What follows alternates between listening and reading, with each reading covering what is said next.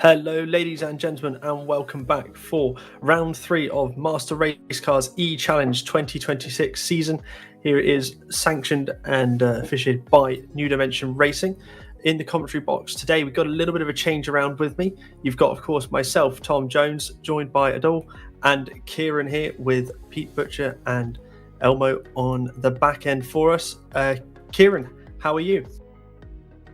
I'm very well, Tom. Thanks for having me back here. I was here for round number 1. It was an amazing series of racing. Watched round number 2 as a fan and loved every moment of it. Excited to see what we get for round 3. And Adal, are you ready for round 3 as well? Yeah, I'm super excited for round 3.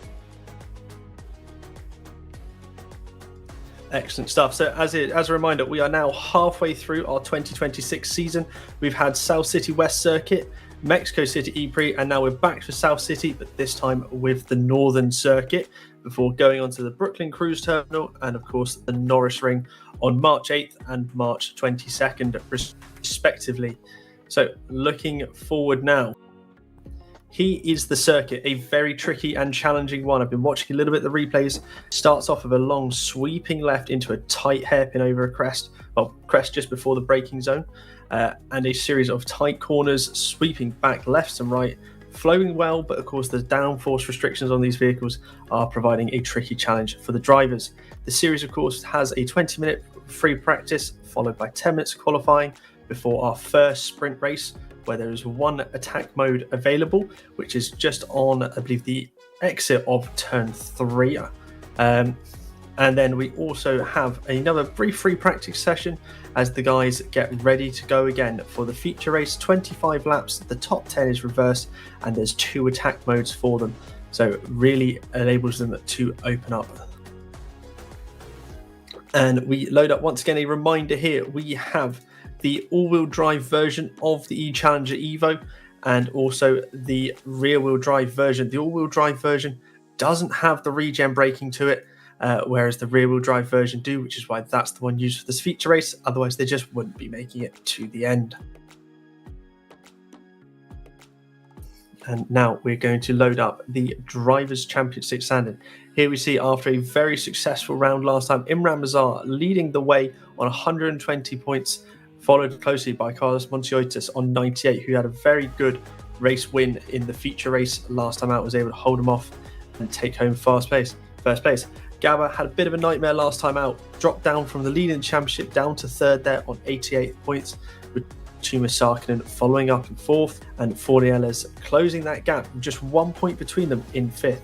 Nico had a bit of an unfortunate run with last time out as well, seemed to just be in the wars for the entirety of the races, and hoping for a much stronger display today and some better luck for him.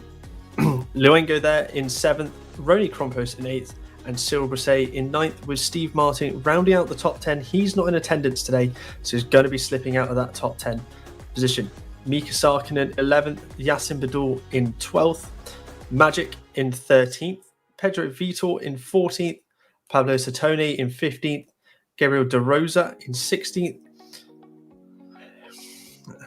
the Gutskas is there in 17th, Elder Kradrix in 18th, Dumas in 19th, and Andre Cosso in 20th on -9 points there.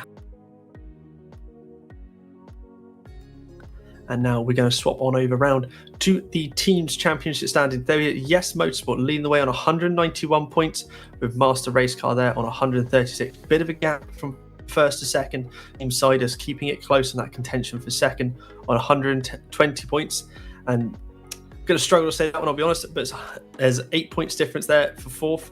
Race Green Autosports on 65 points, a drop away from 4th to 5th, but there's hot contention for that 5th place spot with Optivo with 62 points. White Electric is really difficult in taking up in 7th, SM Racing in 8th, and Cruising Street Racers in 9th, and Jordan in 10th on 0 points currently. Now, I believe we've all had a little bit of a look around on the circuit here. I know you had a couple of practice laps around Adol earlier. Give us your thoughts on the circuit from a football driving perspective.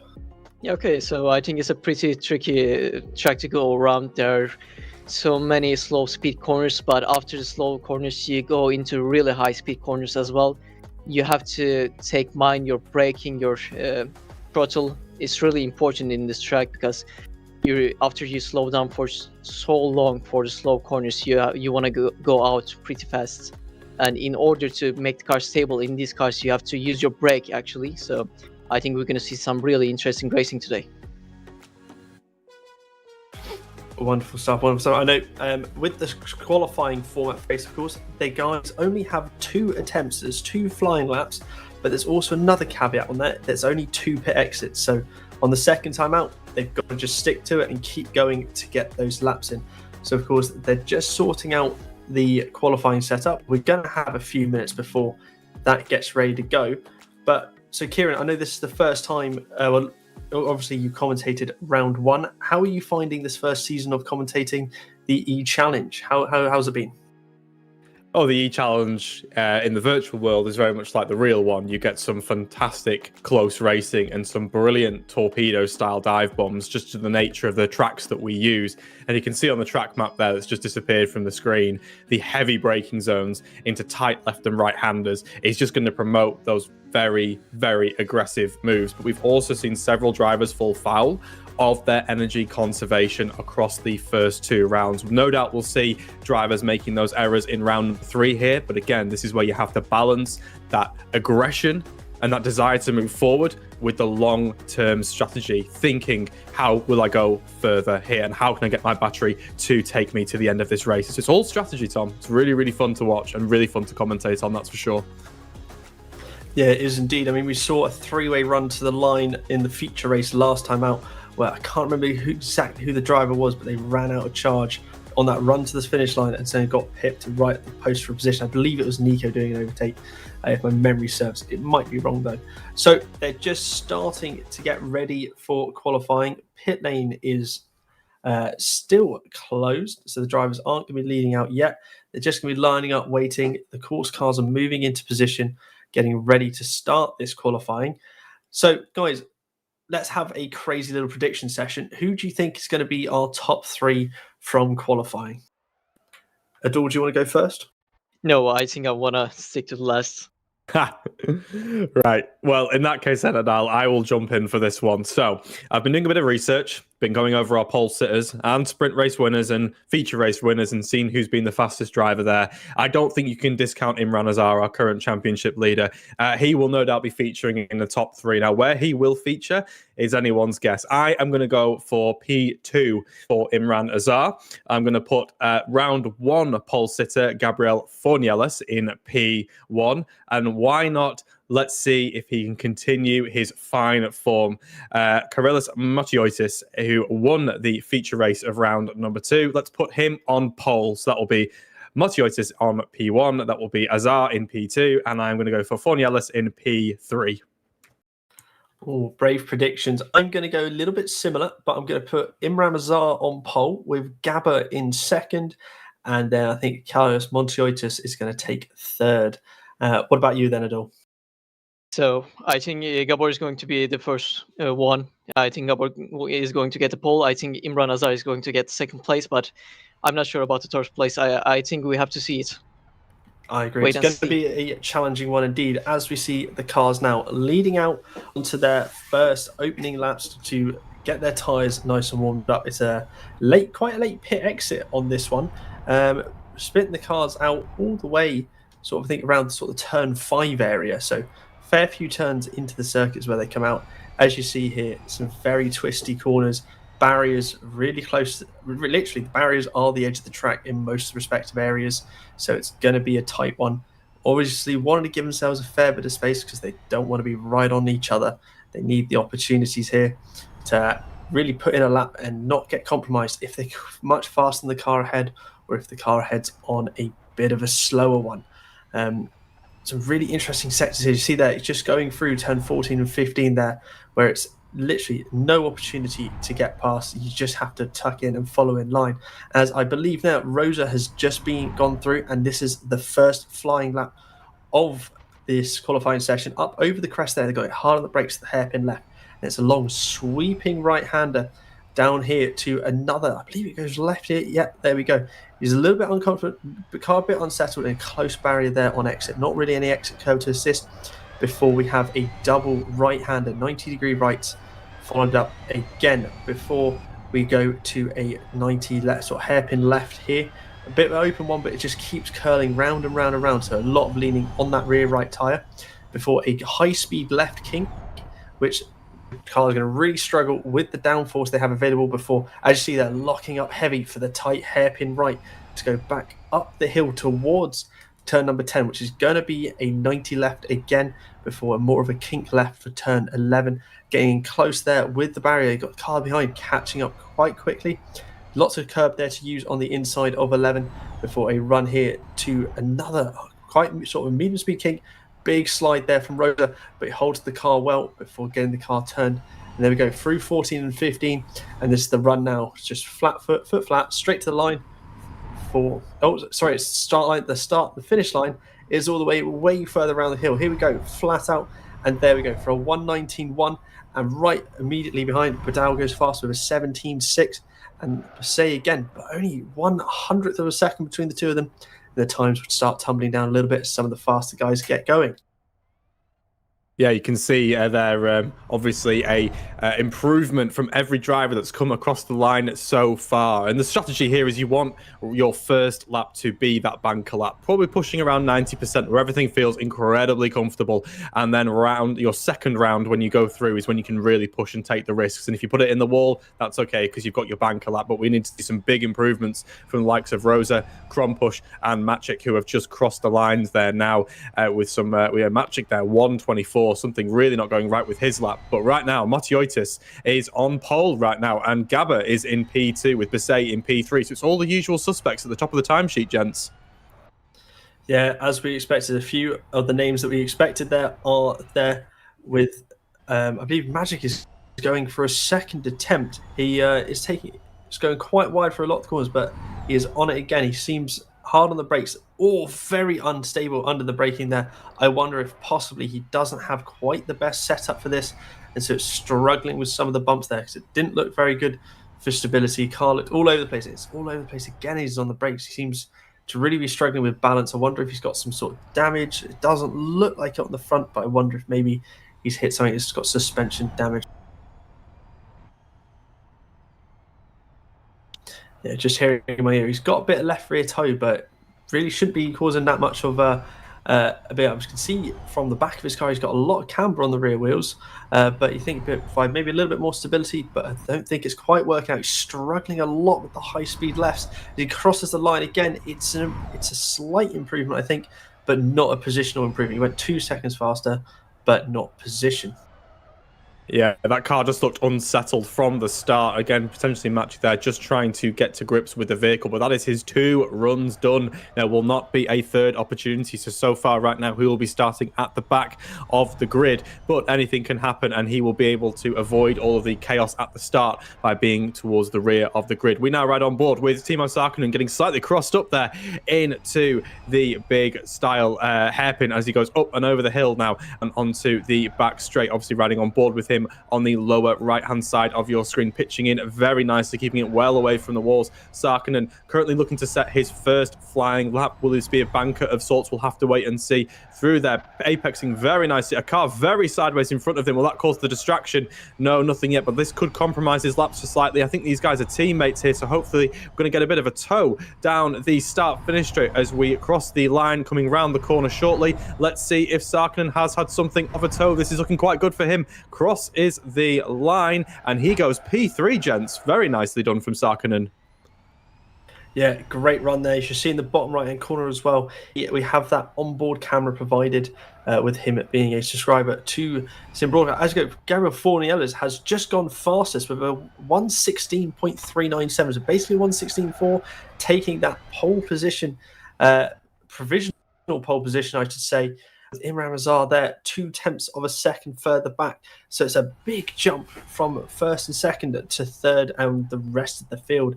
That prediction you made, Kieran, is looking out a strong one straight off the start, with Fornielas putting in a bit of a statement of intent there. It's looking pretty good there, Tom, but it's slightly back to front, obviously. But Badal has just elevated himself up in front of there, putting pay to my predictions there. Badal, something of a dark horse. He wasn't on any of our bingo cards there, but P3 for him and just 1.8 seconds behind, according to the timing sheet there. Imran Azar in P2, so great work from him as Weze hits the wall there. Will that compromise him as he comes across the line? No improvement for Weze there as he elects to go through the runoff of turn number 3, and he will take himself out as Timo Sarkkinen crosses the line in P5 as well. Nico Pantola on the screen now, and Gabba coming through to finish their last couple of flying laps. We've got a few more drivers setting competitive lap times. We'll have to wait and see if anyone will trouble the top, but right now Fornielis is sitting pretty on the pole with Azar, Badal and Motiotis breathing down his neck. Yeah, here we go. Gabba coming through the final corners, absolutely flat. Car loaded up heavy to the line, and he goes fourth with 16.8. Yeah, but absolutely. None of us really expect it, but he got right up there. And here comes Carlos Motiotis. Surely a good opportunity to get to the front. Fast around the final corner. I don't think he improved. Or was that a warm-up lap? Was this now his flying lap? I think this might. I think that was the end of his warm-up lap. Out onto his flying lap, of course. Just here we go. Hot lap coming on. Oh, big kick as he came out the corner, but again to the outside, cutting down nicely to the apex, running all the way out to the wall before getting in, keeping the position very stable. Car mostly going exactly how he wants it to do, getting close to the apexes and using all of the track available to him as he runs the car out to the edge of the wall. Coming down to the left here, getting ready for this very tight right. He's got Roni Krompos there in front of him, hoping Roni quickly out the way, not wanting to get involved and slow him up, allowing him the opportunity to get through. Holding all the way out to the outside, ready for the double left-hander here. First left done, keeping it out the wall, turns in well, clips the apex nicely, carries a lot of speed through, doesn't hit the wall. Once again, a bit faster, much faster left, double left, holding it nicely, doesn't get to the wall, is able to get back across to the left, ready to turn right, and then go through this little kink chicane as he's now should be mostly flat up into the line. All he can do is keep his foot in and hope for the absolute best, hugging that wall, sliding out, not going all the way out, holding the line. And what are we going to get as he comes up to the line? Is it an improvement? No improvement? No improvement. The screen froze me. I got a bit confused what was going on there as Nico Matola into the pits. Imran Mazar here, I believe, might be on a flying lap as well, just from how he's pitching the car. Confirmation in my ear. This is it, going for pole position. He's got 2.5 attempts to make up provisionally, and lots of traffic he's having to navigate through, but they should hopefully be getting out of the way. Hitting the wall as he goes around. I believe Mika Sarkkinen is the car in front, but he's also on a lap. Oh, huge slide from Imran Mazar, and I believe that's him almost going to be resigning his lap, nudging away, but definitely not going to be able to do it now with hitting into the back and almost backing out of the lap there. But I think this still counts as it's a huge slide, able to hold onto the vehicle and just having a little bit of fun, but giving up on his lap attempts there due to that in the situation. Roni Krompos coming through the final course here, I believe is coming to the end of his warm-up lap. No, maybe it's probably end of his flying lap with how he's driving. Absolutely fully committed there, locking the front wheels up, but getting the car stopped and turned in. All running wide, big collision, and that's going to be the end of that flying lap for him as he absolutely clatters the wall there in not the best situation. Timo Sarkkinen here, able to get the car turned around. I believe still will be on a flying lap now, one of the last drivers we have on flying laps. As he on board with him there. Anyway, Kieran, do you want to take us around to the end? Yeah, we've got Sarkkinen coming through here. Fast exit there as well onto the final sector of the lap here. Sarkkinen hopefully not going to encounter traffic the same way that Imran Azar did. Pure frustration for Imran Azar on a really fast lap, but encountering that traffic there. Sarkkinen negotiating that a little bit better than Roni Krompos did. Car pointing in the right direction as he heads through the final series of turns. Foot flat to the floor, brave as you like, brushing right up to the wall, runs it wide. P6 for Timo Sarkkinen. No improvement for him, but a real statement of intent. Less than a second covering the top 6. But in my ear, Tom, I'm hearing that Nico Pantola is still on a lap. Can he trouble the top positions? We'll have to wait and see. He featured heavily in round number 1. He's 1.36 seconds away from the line as he comes through that sweeping right-hander.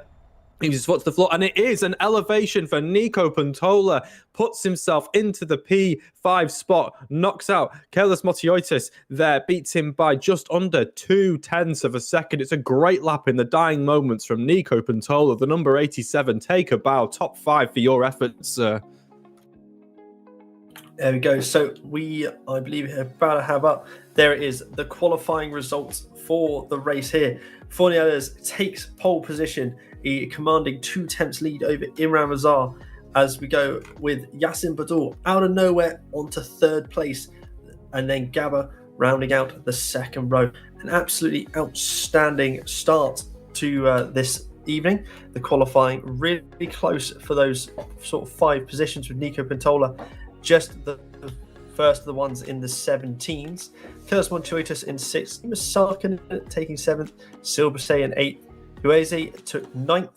De Rosa in 10th. Roni Krompus 11th. Sarkinen, Mika Sarkinen that is, in 12th.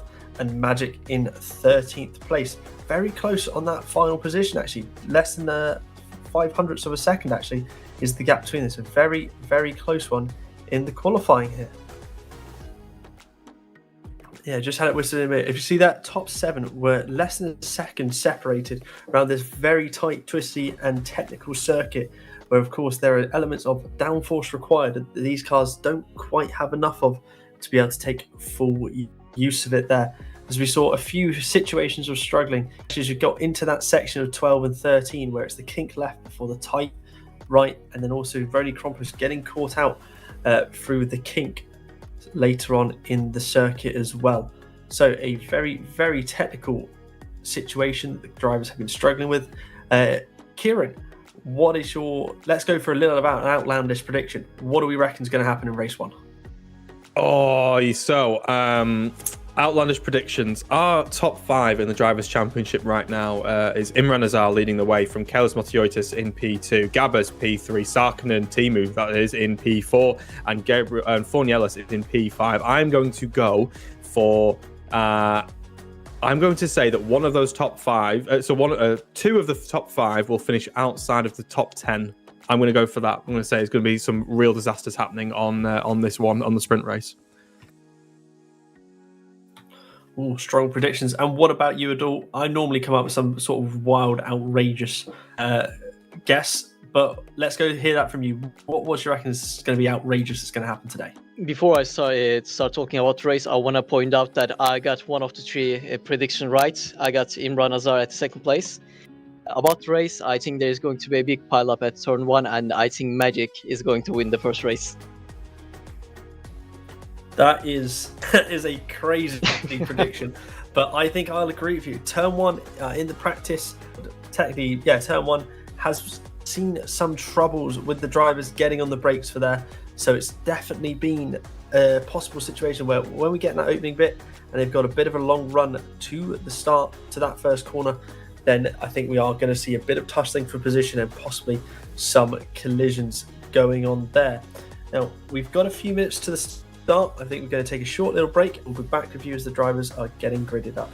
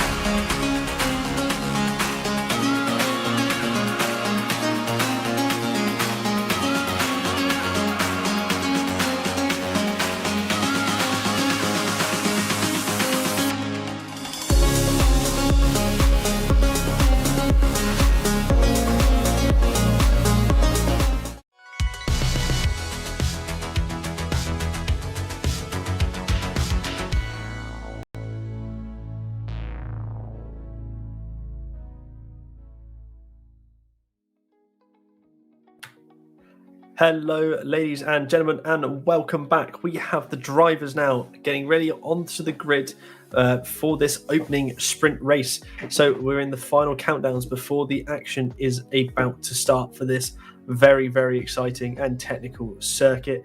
After an exciting qualifying session, we have our grid set, which will shortly be joining the camera car to go over that grid formation for you. So give us a couple of seconds and we'll be there.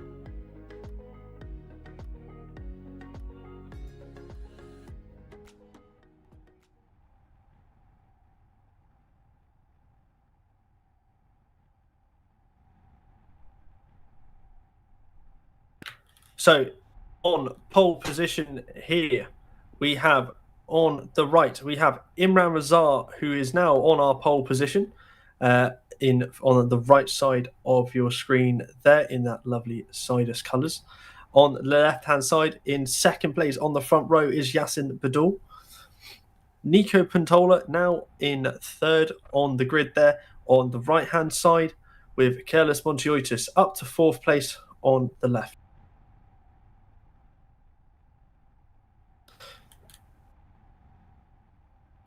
Timo Sarkinen there on the right, Cyril Basset on the left, and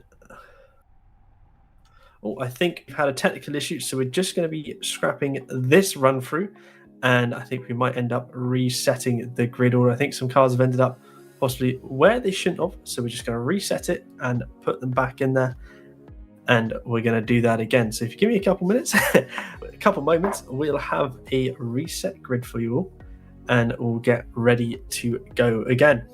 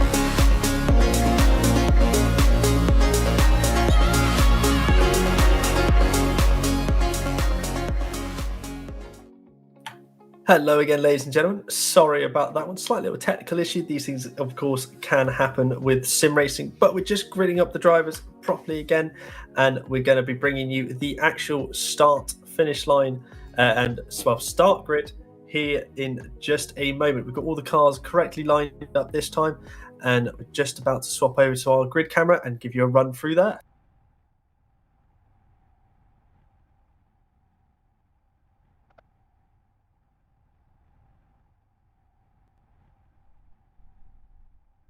So as we have it here, our pole position sitter with the fastest time in qualifying is, of course, Forniella's there on the pole position on your right-hand side and the left-hand side for the track. So he's got the inside for turn one.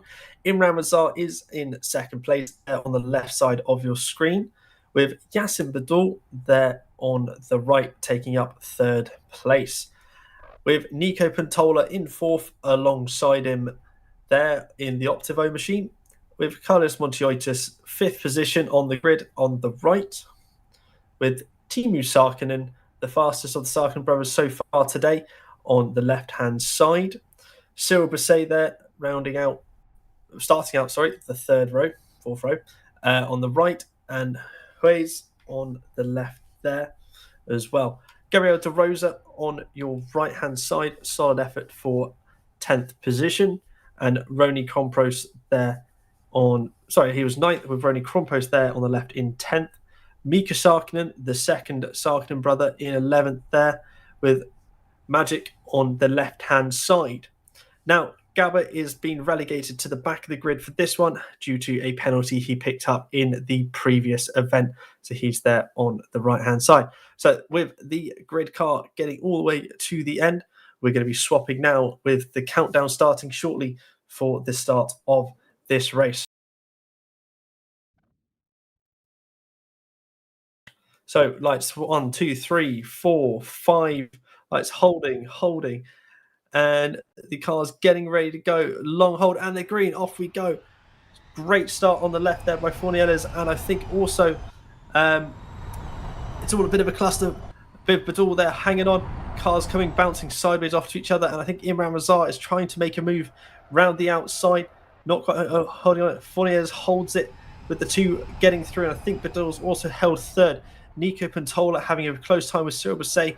Timo Sarkin trying to sneak around the outside of him. Cars going very close together, using all of the available time. No one's been taken out yet so far, so a very clean start from what I was expecting. Cars nose to tail. Imran Mazar trying to find a way past Fornieles here in this opening sector, but he's holding strong. Not very much opportunity, and he's going to try and build a gap now as you go through these sweeping corners. Carlos Montoyotis having a great attempt there, right up the back behind. As we swap on to see his great, always locking up on the brakes there. Cars going too wide. No, but once again, everyone's survived it. It's a very, very clean start for such a tight, tricky circuit. But I think Yasser Badal was moving to the inside there and making it an effort. Gabba has moved from 13th to 11th. So he's starting his back from the back of the grid there. So he's doing a great effort.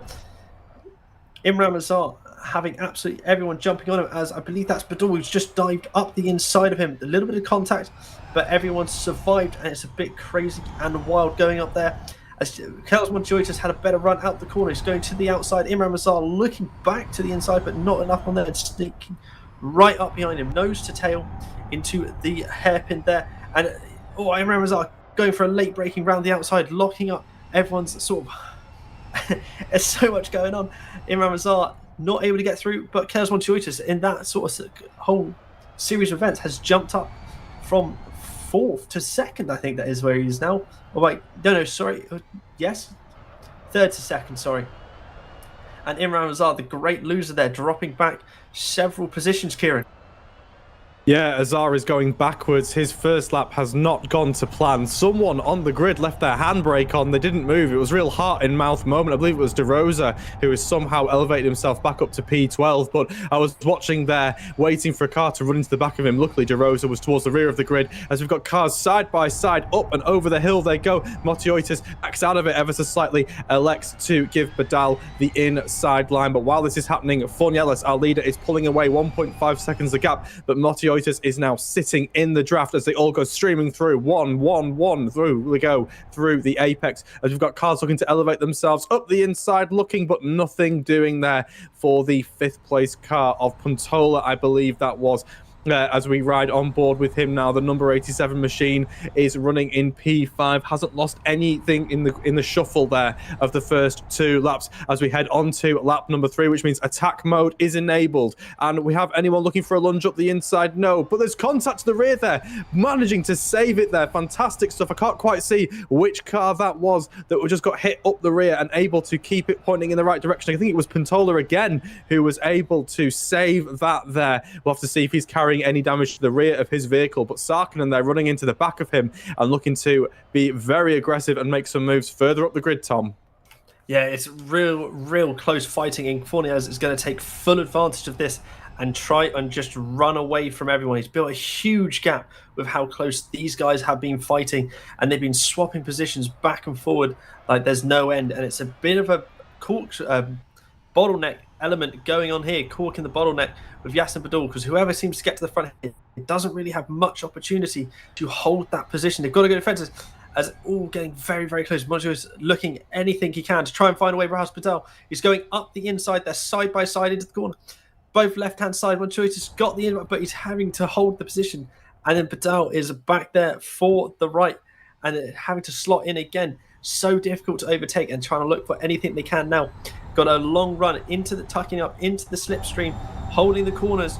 Imran Mazar's got a bit of a better run coming through, so he's going to possibly look to the inside. Montios go to the outside. Imran Mazar goes to the inside. Both cars passed, but neither can get on the brakes. And yes, Badal with an excellent move, cut back, and Carlos Montios is the great loser as everyone goes streaming on past him, including Nico Pantola. Imran Mazar making himself big in Badal's mirror, trying to force a mistake, which he seems to have done. Moved alongside, but Badal once again has the inside on these corners. And is going again for the inside. Bit of a strong move up the inside, but it holds the side by side, not put any each other out. Wow. And he's having to hold it around the outside. Great fighting, giving each other the space they need, but he's still there. Neither of them have got an opportunity to get past. He's got to hold through the kink, and Badal concedes through the kink and lets him go through, and is going to live to fight another day and try and catch back up for that one there, Kieran. What a defensive drive from Badal, the number 45 machine, channeling his inner Gandalf, saying, "You shall not pass." And Motioitis falling back there, the big loser in that from P3 to P5. But Imran Azar dispatching Badal rather quickly, and now will have a 5-second deficit to make up to the leader, Fornielas, who is currently sitting on the fastest lap. But that is not to be taken too seriously at this stage, just due to how many drivers are caught in that bottleneck there as well, as ride on board with Motioitis in the number 34 machine, as he is looking to try and elevate himself back up. Now we've got a fight here between Gabba and Bisset here. And there, Gabba elevates himself up and ahead he goes as we head into turn number 3. The first real overtaking opportunity. Up the inside goes Gabba into P7, but he's run wide, and Sarkinen goes back around the outside there as well into P6, the number 69 machine there. This is a real scrap going on here for the final few positions, just trying to elevate themselves into the top 5, but they are losing ground to the chasing pack here as these 3 drivers continue to scrap it. Sarkinen, Gabba and Bisset all scrapping over P6, P7 and P8 respectively. But if they work in tandem, they will no doubt be able to elevate themselves back up to the top 5, who have cost themselves dearly. 5.6 seconds is a huge deficit to Fornielas, who will be able to go into something of cruise control, Tom, here, and really manage his energy levels, which we need to check in. It doesn't need to worry about any sort of fuel elements. He can just energy elements, I should say. He should just keep going without any worries there, and he should be fine. The guys in that leading pack seem to have sorted themselves some sort of formation where they're not, as I say, that I think Nico Patola is going for a move, sliding into the wall on Badal. Is getting all very, very scrappy, which is just allowing Imran Azar to pull away. Kieran, have you seen anything further back when this is going on, or is it still just these close fight battles that just aren't giving? Well, our attention is very much drawn to the top positions at the moment, but in looking at the back of the grid there, Matchik there in P13 has taken the first attack mode there and diving that for that. He's got 1 minute 30 seconds left on that. Every driver has 1 attack mode. Nico Pantola is looking very aggressive here on Badal. Can he elevate himself there? Up the inside he goes. Bit of lag there, but does have his axle alongside, but not able to make the move stick. Again, looks for the lunge. Just keeps it out of the wall there. That was heart in mouth stuff from there from Pantola, thinking that discretion the better part of valor there. P4 for him as we look at Motioitis rocking a very nice livery on the driver there, I have to say there. But Motioitis is just watching and waiting for a big move up the inside. Goes Pantola. There's contact there into the braking zone. Will he force the door open? No. Badal is able to keep himself ahead. What a defensive drive from Badal. We're just interested to see what the energy levels are looking like here, Tom, for the drivers. Is Badal wasting more energy trying to keep these drivers behind, or is he driving a very conservative race and keeping that all bottled up for the final parts? But one of these drivers might want to think about taking the attack mode, but they're so conjoined together. If you do take the attack mode, you might lose 2 or 3 positions, Tom.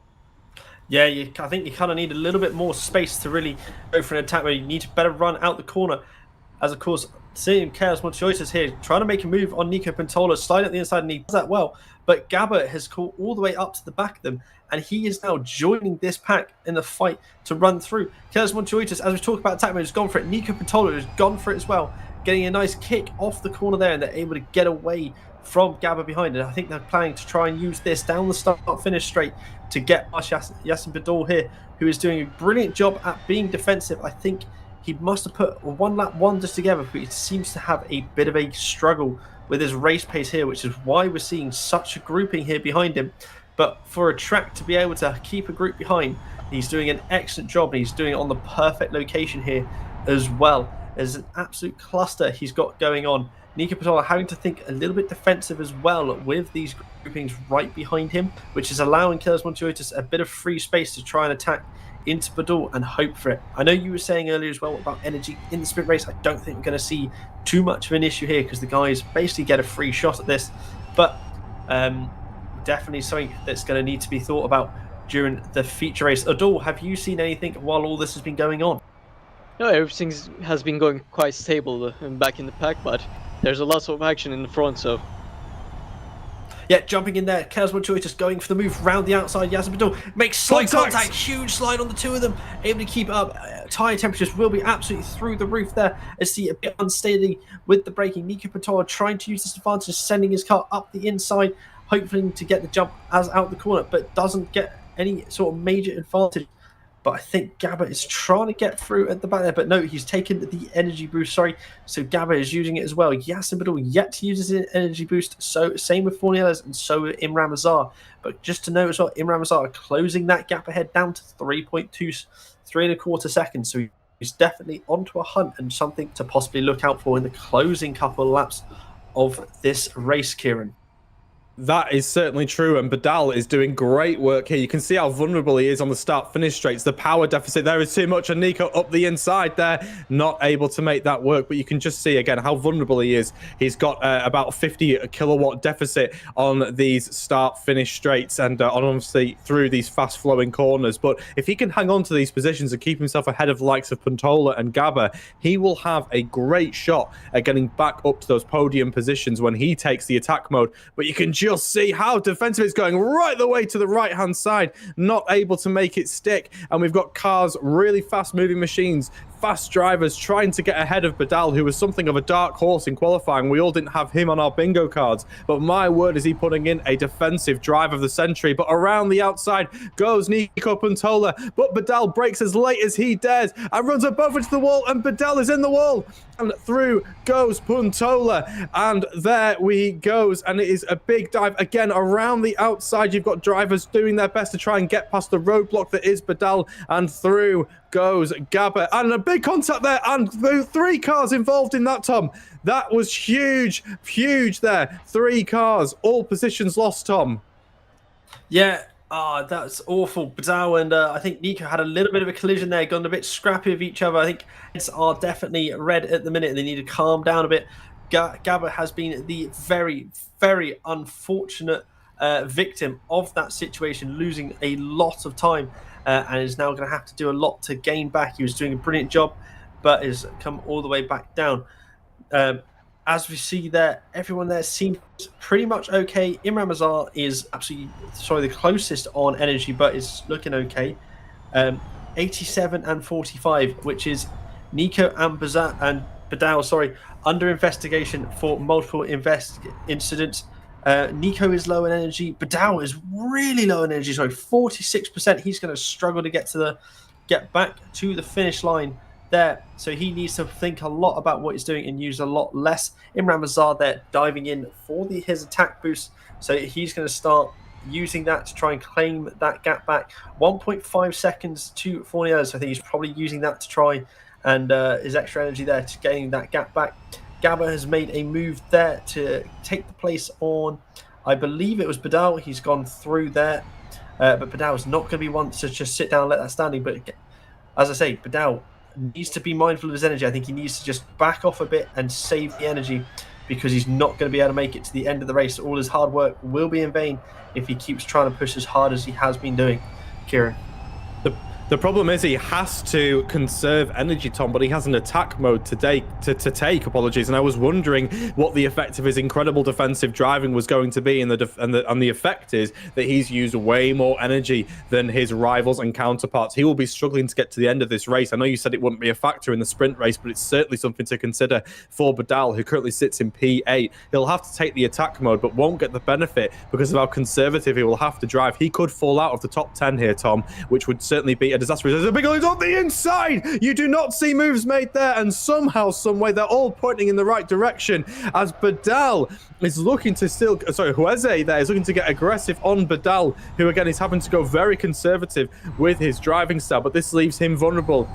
Does Hueze to Rony Krompush running in P10. They both have a light brush with the wall, and they head through turns 2 and then up to the braking zone of turn 3. All becomes rather calm here, and Azar is going up the inside for P1. The fastest lap sits with him, 2 minutes on the attack mode. He is through and up the inside he goes. Fornielis will have to respond now with his own attack mode, and he will have the overlap in the latter stages of this race.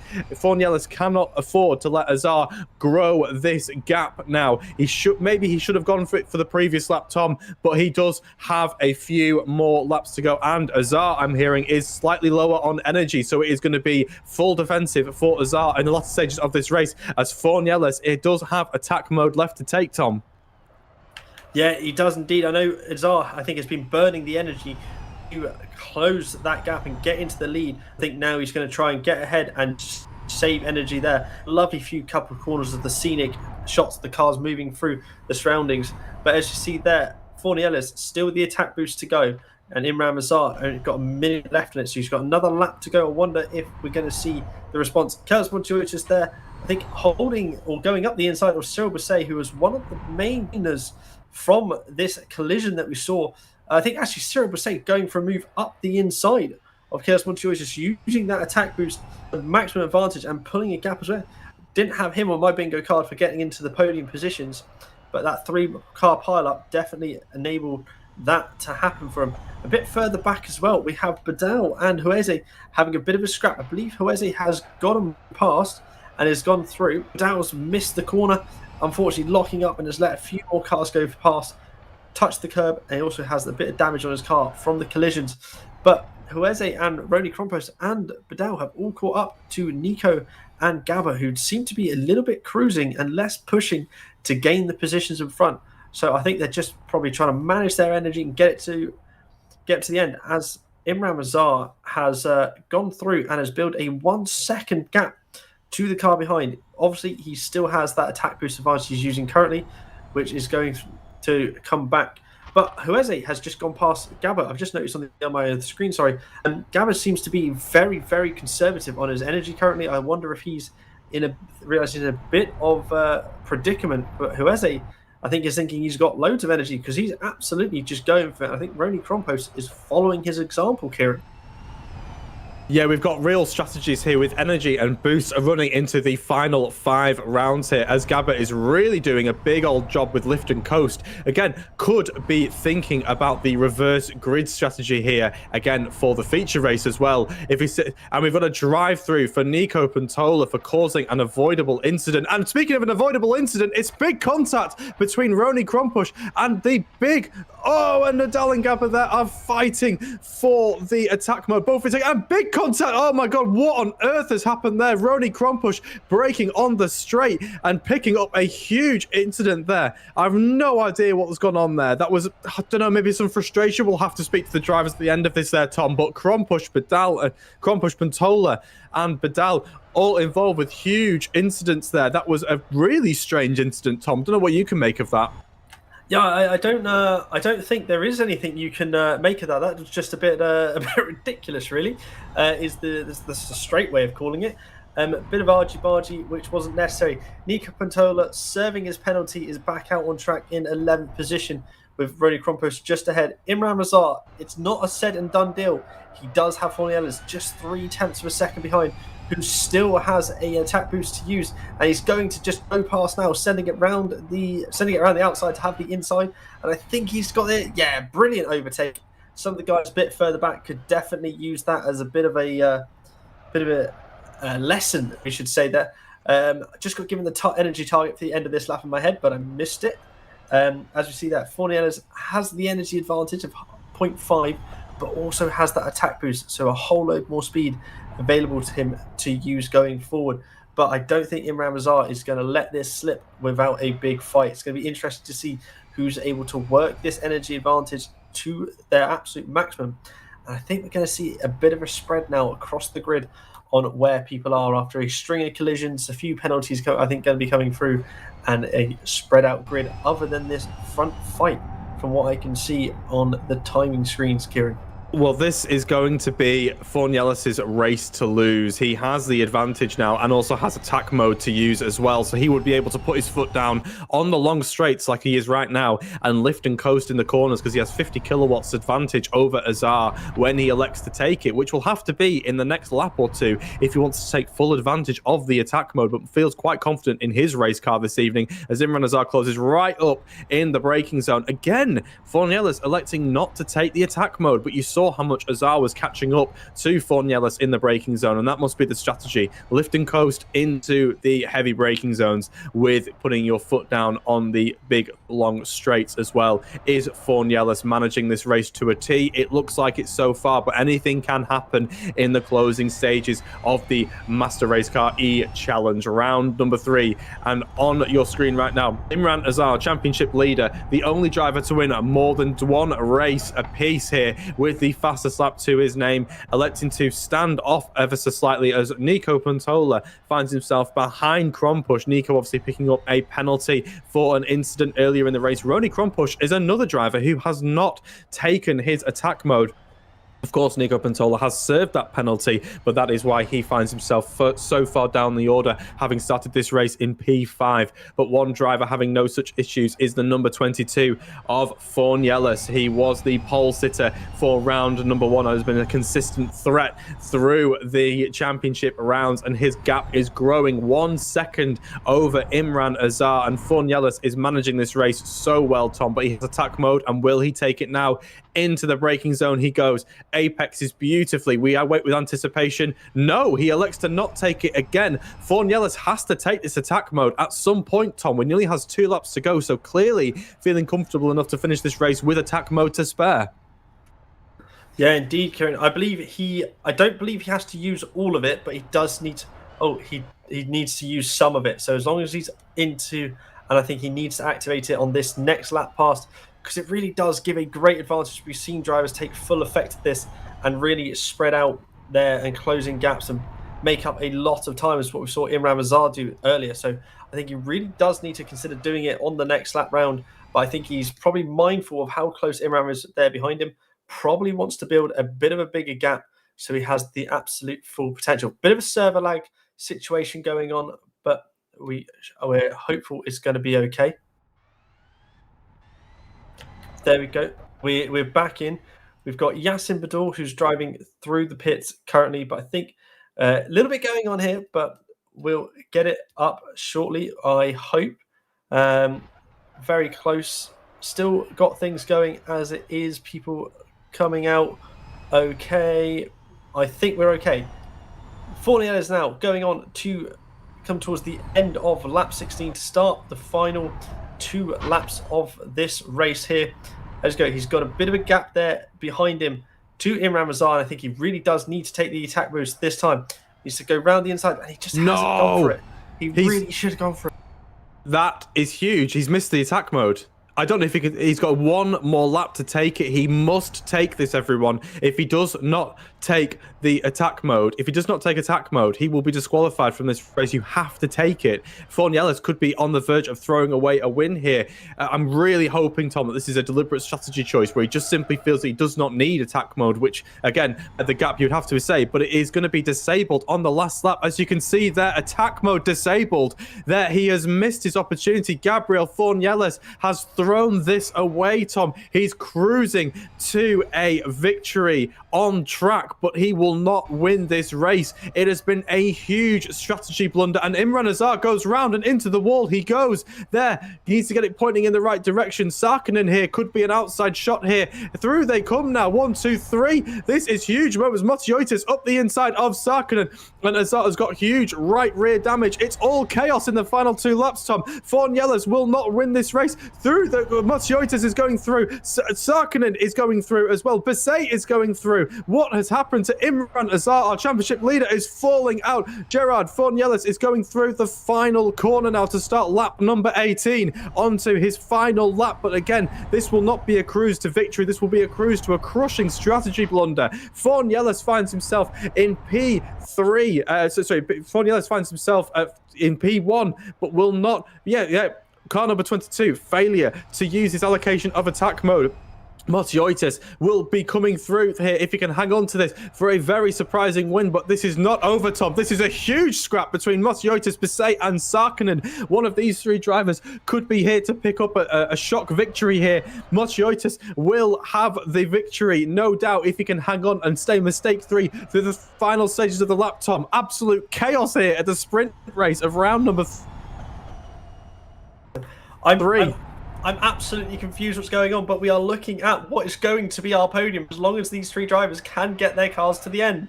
Imran Azar, a surefire shot to win the race, has broken his car and is limping it back home. Carlos Motsiotis is having to deal with two other cars scrapping hard on him. On the road leader is coming around sort of the final sort of areas, but this is the fight for the actual race win. Who is going to come out on top? There is so much opportunity. I think. Who's that going around the outside? I think that's Cyril Bisset, who's made the lunge round the outside to go for him. Fornielis crosses the road in P1. Of course, is probably not going to be the race winner here. Carlos Motsiotis dropped down there. Cyril Bisset, I think, is going through to take what is going to end up being the race win here. With Carlos Motsiotis taking second and Timo Sarkinen in fourth place. We're going to have to see what exactly the penalty Fornielis is going to get here, whether it's a time-based penalty, a straight disqualification. We're going to wait for the exact finishing here. But Imran Azar has managed to nurse his car home to finish the race. Gabba has come across the line in 6th position. We've got a few others who have finished a bit lower down, of course, but have been lapped down. So we're just waiting for the rest of the cars to come round. Roni Krompos in 7th, Nico Pantola in 8th, Hueze in 9th, De Rosa 10th. So we're waiting for the last couple here. Mika Sarkinen in 11th and Magic in 12th. I think Yasin Badul is the only one who hasn't crossed the line so far yet. Crossed it now to take out last place. So provisionally, there is your podium. Fornielis to Bisset to Carlos Motsiotis taking on the 3rd position. That's where it's finished on the road. It's going to be interesting to see what the stewards make of it all, Kieran. Well, I've just consulted a quick read of the rule book regarding the attack mode usage, and it is wait and see. Fornielis is your winner on the track, but failing to take the attack mode will result in a post-race time penalty. It's not specified. It is down to the series organizers. 10 seconds would still see him the victor by 3.5 tenths of a second over Bisset, who might find himself trading in silver for gold, as Motsiotis is finishing the top 3 as well. But huge drama and controversy there over the start-finish straight. Fornielis refusing to take the attack mode either by choice or by or for just pure forgetfulness, and that may cost him a victory here at round number 3 in the sprint race. We'll have to see where he ends up, and as soon as we have that information, we will relay that to you. But we're expecting a time penalty of some sort for race winner, the number 22 machine of Fornielis, with not taking the attack mode. Tom, I have not seen that before. Yeah, so just had a little notification from the drivers chat. Fornielis admitting he genuinely forgot he needed to take the attack boost. Just a straight forget, which isn't ideal. It's going to be interesting to see what happened, but not an ideal situation for him. He's at the mercy of the stewards over his race win, and Imran Azar let people know that he had an unfortunate situation during the slight issue with server lag, which caused the damage to his vehicle. So a big shame to him because of that, but that's just one of the unfortunate sides we do have on racing here in the virtual world. So if we look back at some of the crazy little predictions we made, Adul, Magic did not win the race, so you've got it slightly off there. But yeah, I'll be honest with you, I don't think any of us could have predicted what unfolded in those last 5 laps. That was crazy. it was crazy. We were expecting some first lap action, we were expecting some crashes, but it didn't happen. It was quite going stable in the first few laps. It was going pretty clean until Vidal crashed with Gabor and one other person, and it just fell down from there. Because of the DDoS attack, I think Imran Azar crashed unintentionally to the wall. Yeah, okay then. And he got some pretty bad damage from his car, and it's turned out to be top 5 for him. It was quite interesting, and it's a huge letdown for Vidal, but at least Magic didn't come last, and he is at the 12th place, so that's something. Yeah, interesting one. Some drivers having some heated conversations back and forward over some events and some of the incidents that occurred during that race. So interesting to see what's going to be taking on when we get through to the next race. Of course, we're going to go now into a free practice for the drivers. 10 minutes going on here. And then before we take on the feature race, which of course is the top 10 reversed. Of course, the top 10 we're looking at is currently Forniella's in first, Cyril Bousset second, Carlos Montoya's third, Timo Sarkkinen fourth, Imran Azar fifth, Abba in sixth, Roni Krompus seventh, Nico Pantola eighth, Huese in ninth, and De Rosa 10th. So of course they will be swapped the other way around. So it's going to be interesting to see where we end up from this one, and we're waiting on confirmation on exactly what Forniella's penalty is going to be. So I think he's keeping his victory, but he apparently will be having a 10-second stop-go penalty in the next race. So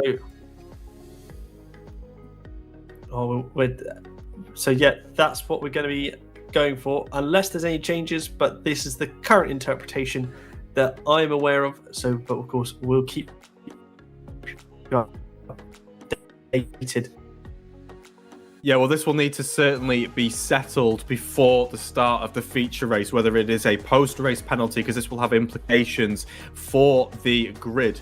This will have implications for the feature race, of course, and in terms of the gridding up position on there as well, as we sit here and now, of course, obviously because your top 10 are reversed for the feature race gridding position. So if Forniella's does indeed have a post-race penalty that drops him down a couple of positions, he will, of course, be hindered, or in fact gain, with his position being reversed for the next race. But all that to come, and as soon as we have the information confirmed for you, we will relay that to you.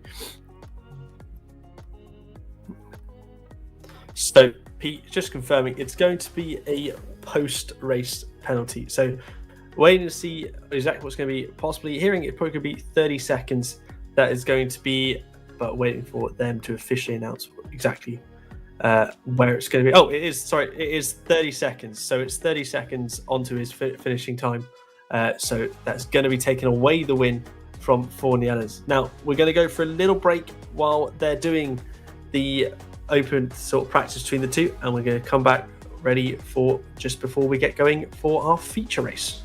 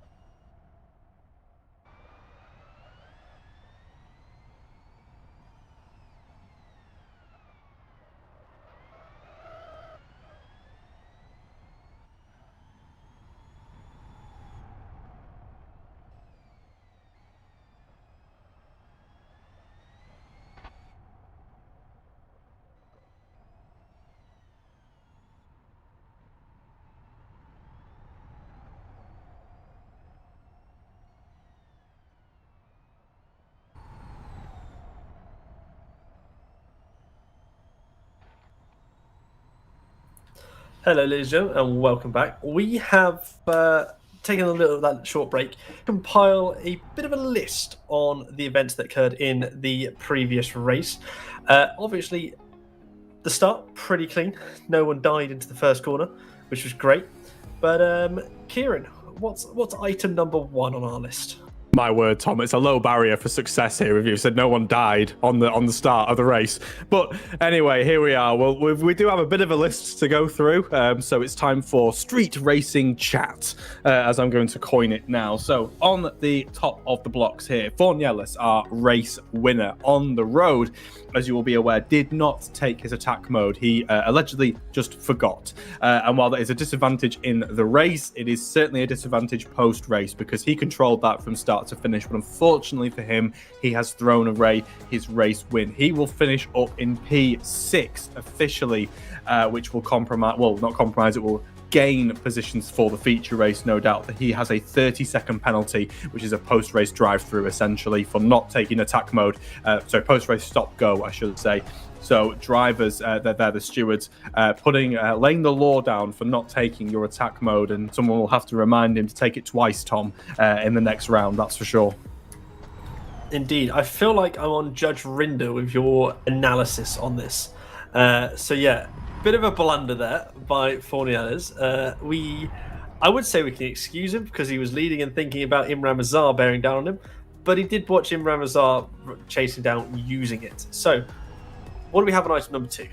Well, if it's Judge Rinder, someone needs to hire the Lincoln lawyer to help here. So Badal has 2 times drive-through penalties post-race for incidents involving in the race, but also chatting during the race as well, which has caused great offence to some drivers. So Badal is finishing way down the order as well, obviously well off the pace. He did finish towards the end of the grid, but again, a couple of incidents in there catching the ire of the stewards. And unfortunately, I believe that's not penalty related, but Gabba, who found himself the victim of some of those said incidents, is so distraught that I believe he's left in quite dramatic fashion, is Gabba. So whether he'll come back in the next round, well, I hope he does, because he's a great driver and currently sits P3 in the Drivers' Championship. But frustration getting the better of him and electing to leave the entire round. And hopefully negotiations can go in play to get Gabba back into the field. We'll have to wait and see, Tom.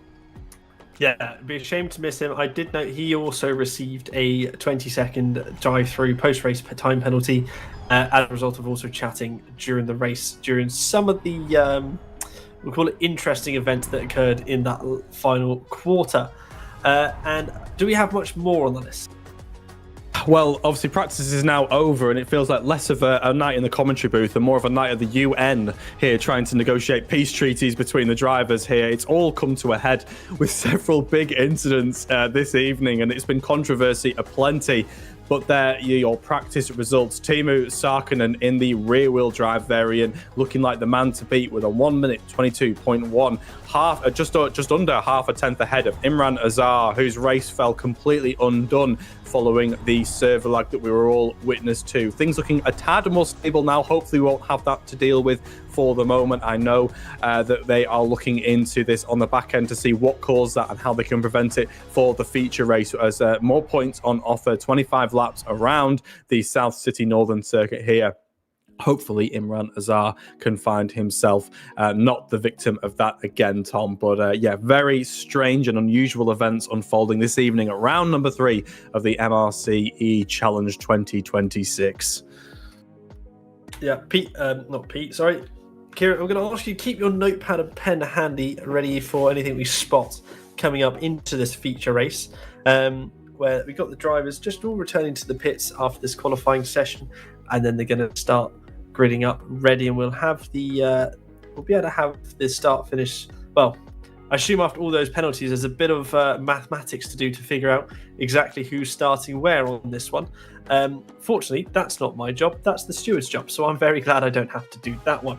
But there you go. To remind you, this is our cage match ring. We've got there the plethora of corners we have here at the South City Circuit. Here, the South City Northern Circuit, I should say. 3.1 kilometers, 1.9 miles, done in about 1 minute 20 seconds, with enough turns to turn anyone dizzy. So obviously the feature race. Once again, as we've mentioned a couple of times, we just want to make sure he doesn't forget. You do have to take the attack mode on 2 occasions on this one, and as noted, it's the top 10 grid reversed again. So the drivers are just on their way to gridding up, and so Kieran, what predictions do you have coming into the feature? Can we get fisticuffs on a virtual racing series? I don't know. We'll have to wait and see. I mean, again, you refer to it as our cage for the evening, and these are certainly something of street fighters. Maybe we have to change the soundtrack to this race, that's for sure. I'm going to go for... Motiotis looks so quick. Looks so quick, but I think Fornieles will take this victory, no doubt, if he can remember that the attack mode is after turn 3 towards driver's left, and he has to take it twice. That's what he has to remember, and I think Fornieles will have this one down, but do not discount Imran Azar. I think he will give him a good run for his money. But yeah, my prediction will be Fornieles to take the win this evening. That is a strong prediction. Now, noting here, Gabba hasn't rejoined the circuit, the session for this one. So we're not going to be seeing him coming back to have another crack at this race. So that's one quick driver we can discount off from the winning. I can see drivers starting to ready up. So I think we're going to be going to race very shortly, which is going to be definitely an exciting one to see. And they've also, of course, I believe they've finalised the order they're doing the grid in. So it's going to be interesting once we get them all done. It'll be interesting to see. And it's going to be an interesting one as well, because we've got the slower drivers. It's going to be, they obviously have the better opportunity to do the defending, and so they can try and hold some of those quicker drivers back. Like have Yassin Badal doing a fantastic job at holding people back for so long before he was people finally managed to make a way past him as well. Kieran, I know you said you reckon. Fornieles. There we go. So I just stopped there. I was looking at his name. I was like, it was him, and my brain forgot how to say it. Fornieles is going to win this race, but of course, got a fair few people to get behind. How long do you reckon, if you are to be a better man, how long do you reckon until he takes that lead? It's so difficult to say. I mean, again, because obviously he's going to be falling back to P4 by my math. If I consult Key's notebook here, he will be starting P4 on the road, which means that I'm going to go lap 2. I'm going to go lap 2 if he can keep himself out of trouble, particularly into turns 3 when the group is all obviously fighting for position and jockeying for their place in the train. I think Fornieles will be leading the race by lap 2. He just looked like he was so comfortable and so fast. But having said that, Imran Azar will be starting incredibly close to him. But again, consulting Key's notebook here, I made some notes about the Drivers' Championship. That was a massive blunder for Fornieles' championship. He currently sat P5 coming into this round, and Imran Azar was leading the way. Of course, Imran being the victim of that server lag. He fell way down the order, but Fornieles losing out in a big way there. He did indeed. Now, we're going to be going to gridding now.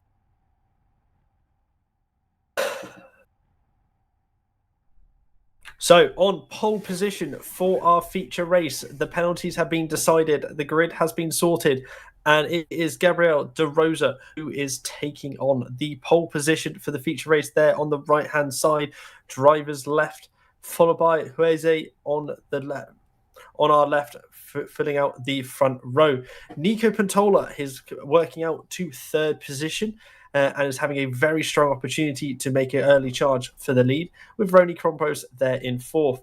Gabriel Fornieles, after his penalties, is there in fifth position, with Imran Razar right next to him there, not wanting to give him the opportunity to get away like he did last time, in sixth. Teemu Sarkkinen in seventh behind him as well, and Carlos Montiotis there in eighth. Cyril Basset in ninth, with on the right with Mika Sarkkinen there in 10th on the left, and Magic in 11th on the right hand side. So a few drivers less this time round, caused a little bit of confusion in my small little brain, but there we go. The grid is all sorted, and we're going to be going for an exciting feature race. Hopefully a bit less combative than the sprint was, but hopefully no less entertaining, I'm sure of. Here we go. The lights are about to come up. Yeah, here we are. They're all gridded up and ready to go. And we have Rosa on the pole position. There we are. And the lights are there, ready to go out now. We wait with bated breath. We have one red light, 2, 3, 4, and 5 as we wait now for us to go here. Green and go here, and we've got a non-mover. Weze is not moving from the start. Weze is not moving. He was stood still. The grid amazingly available to avoid him there. Rosa has the dream start here. The number 7 vehicle is up and away and has a real good gap. As He's missed turn one. He's missed turn one. Straight on he goes. My God, Tom. Yeah, he's absolutely missed it. Gabriel Fournier is taking maximum advantage of that. He's got all the way up and he's alongside Nico Pantola. The two of these are fighting for the lead. I think Nico's got away from the corner a bit better and so now has the lead with Fournier's behind him. Timu Sarkinen is not wanting to give up the opportunities. He's trying to make a move up the inside. Kellis Montoitis behind with Roni Krompos behind. Fournier is still holding that position, so he's held on to second position. And that's going to be a little bit more solidified there. I believe the pace he's got, he's going to look to pull away. But obviously they've got the charge elements here, so he doesn't want to let that opportunity slide. Huge loss up. Carlos Montoitis has hit the inside barrier, lost a whole load of time, gone sideways. Mika Sarkinen's made advantage of that. Imran Mazar's dropped a load of positions, but is able to sort of claw on back. As Gabriel DeRosa's going for a huge send in the background, has had a collision with another driver. I didn't see exactly who it was, but someone was taken out there. The background completely outbraked himself, missed where the corner was. But there we go. A few people a bit unfortunate there due to that collision. But in the background there, Keros Montoitis and I believe it's Cyril Basset, nose to tail, not wanting to give each other any opportunities to make any gaps. Team of Sarkinen there looking to try and find a way around. I believe Nico Pantola, but dropping off further. Roni Krompos being driven round by Imran Mazar to let Imran Mazar take that 4th position. I think he caught him unexpectedly there, but there we go. Imran Mazar on through. Team of Sarkin right on the tail of Nico Pantola and wanting to hold on to them there, Kieran. DeRosa turning himself into a torpedo there, through and amazingly missed everyone and went straight into the wall. What on earth has happened to our front row? Uweze left the handbrake on, didn't even move. He currently sits in P8 after all the chaos, and DeRosa is right down in P10 with massive amounts of damage to the front of that car as well. And Sarkinen is looking for a move but can't make it stick. There, I think it was, I'm just trying to catch there, I think it was Pantola looking to make a good move as well. I did say that Thorn Yellis would take the lead by lap number 2, but again, I think I underestimated him. I think it was the end of, well, halfway through lap 1, Tom, that Thorn Yellis took the lead here. Half a second the advantage over Nico Pantola, the number 87 machine in P number 2, and Sarkinen is looking to make a move stick, and Rosa has exited again. He's thrown this one away. The lead was with him. The dream start, Weze didn't leave the line, and he's thrown it away by sailing off into turn 3 and then torpedoing into the Armco. Such is the nature of the street circuit. It bites, and it bites hard, Tom. It does indeed. Not a great start to him there. Now, attack mode is enabled, obviously, for some of our drivers. This means there's 2 you can take, not just 1. You have to take 2. So they need to remember that one, but definitely not a great start. So obviously Rosa has retired from the session, leaving just 10 drivers here to go. So a grouping at the front here. Imran Razar's caught up onto the back of Sarkinen, so it's now a 4-way fight there for that lead position. Now, the main factor here, this is a big one, a lot more in contention sprint races. They do need to be worrying about their charge. 4% a lap is what they got to use. And Imran Razar, I think, is just spun. No, that was just my screen being a bit fun. So Imran Razar still right on the back of them there. And I think just behind him, Carlos Montoitis is trying to close the gap again and turn this into 5 cars for the front. Lovely scenic camera there with the mighty statue of the SUV in the middle of the park as we see those 5 cars going on past as we zoom on in there. Kieran, what car was that?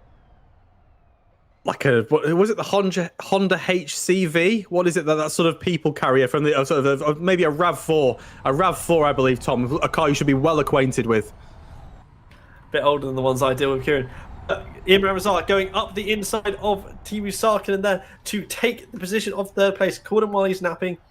I think Sarkinen there was setting into himself for his sort of a longer run, careful, minding his energy positions.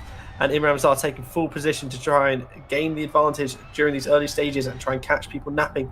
So now 3 cars, these 3 of them here, Fornieles, Pantola and Imran Azar for the lead, with Team Sarkin just behind him, and Carlos Monteotis ever closing, trying to close that gap from behind. I think the driver stands are going to be all over the place, but Cyril Basset is our first driver to take the attack boost. Down there in 6th place, he's got to use, of course, the extra kilowatts to try and close the gap ahead, but also needs to remain mindful of his energy, Kieran. Yeah, Basset is looking to close the gap. I think he's got about 3 seconds to the top 5 there. Monteotis propping up the top 5 there as well. So trying to use that attack mode to close the gap. But again, he had a big enough advantage over Roni Krompush in P7 that he could take that without little detriment there. So Basset, watch that gap, see if it closes up. But on board now with Imran Azar, you can just see the undulation and change there in the terrain, and the lights come on as we head into the dusk setting there. The sun beginning to set over South City, and Imran Azar is looking to elevate himself a bit further, but he's got 2 very fast operators ahead in the form of Nico Pantola and Fornieles. But Azar has got a great run here on Pantola. Up the inside he goes. Pantola loses the position there. Unsure what happened there. Maybe a bit of lift and coasting. It looked a little bit too easy for my liking, but Imran Azar says thank you very much. Up the inside he goes and elevates himself up to P2 as Monteotis, our P5 man, elects to take the attack mode, looking to stave off the assault from Basset in the number 21 machine. Monteotis looking to prop up P5, but also look to attack Teemu Sarkinen in the number 69 machine, as Mika Sarkinen there as well, taking the attack mode as well, and Maciek also taking his attack mode. 4 drivers looking to assault the positions ahead. We'll have to wait and see who this benefits the most, Tom.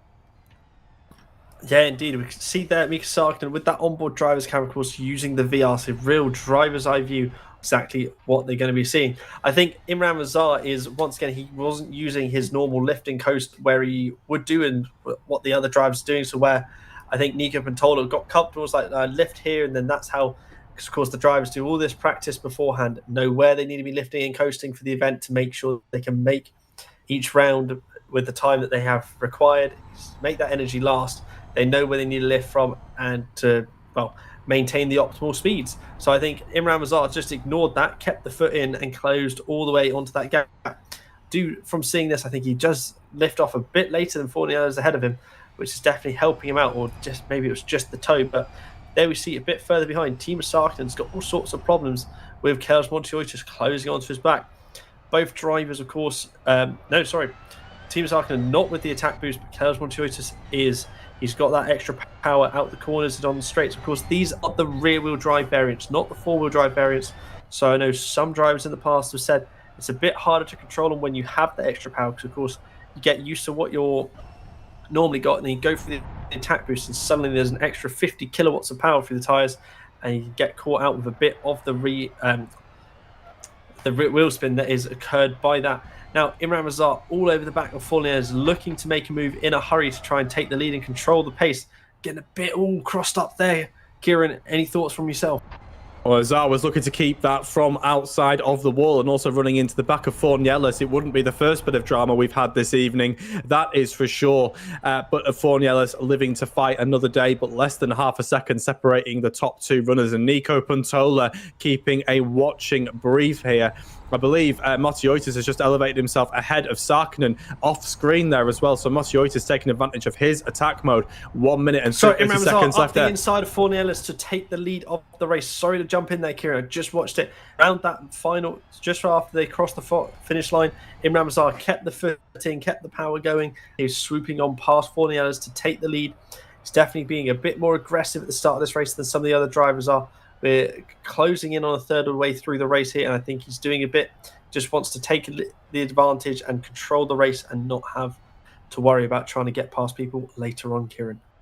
Yeah, Azar elevating himself to the top position, the fastest driver on track right now, holding on to the fastest lap, and his advantage has grown to 0.8 seconds, so he's electing to get his foot down now, burn through the energy, and hopefully build an advantage over Fornieles, as Nico Pantola there as well, looking to take advantage here. Fornieles looking to be in full conservation mode. We'll have to wait and see what his strategy is at play. Again, very early days here, lap number 7 of 25. It's Azar from Fornieles, from Pantola, from Monteotis, Motioitis from Sarkinen, Say, Krompush, Weze, Sarkinen again in P9 and Maciek in P10 as well, with Motioitis, Mika Sarkinen and Maciek the last of the riders to use their attack mode, all with less than 30 seconds remaining on their timesheet, with Weze, Krompush, Teemu Sarkinen, Pantola, Fornielis and Azar yet to use their first attack mode. When will they elect to take advantage? Will any of them do it here? Through turn number 3 they go.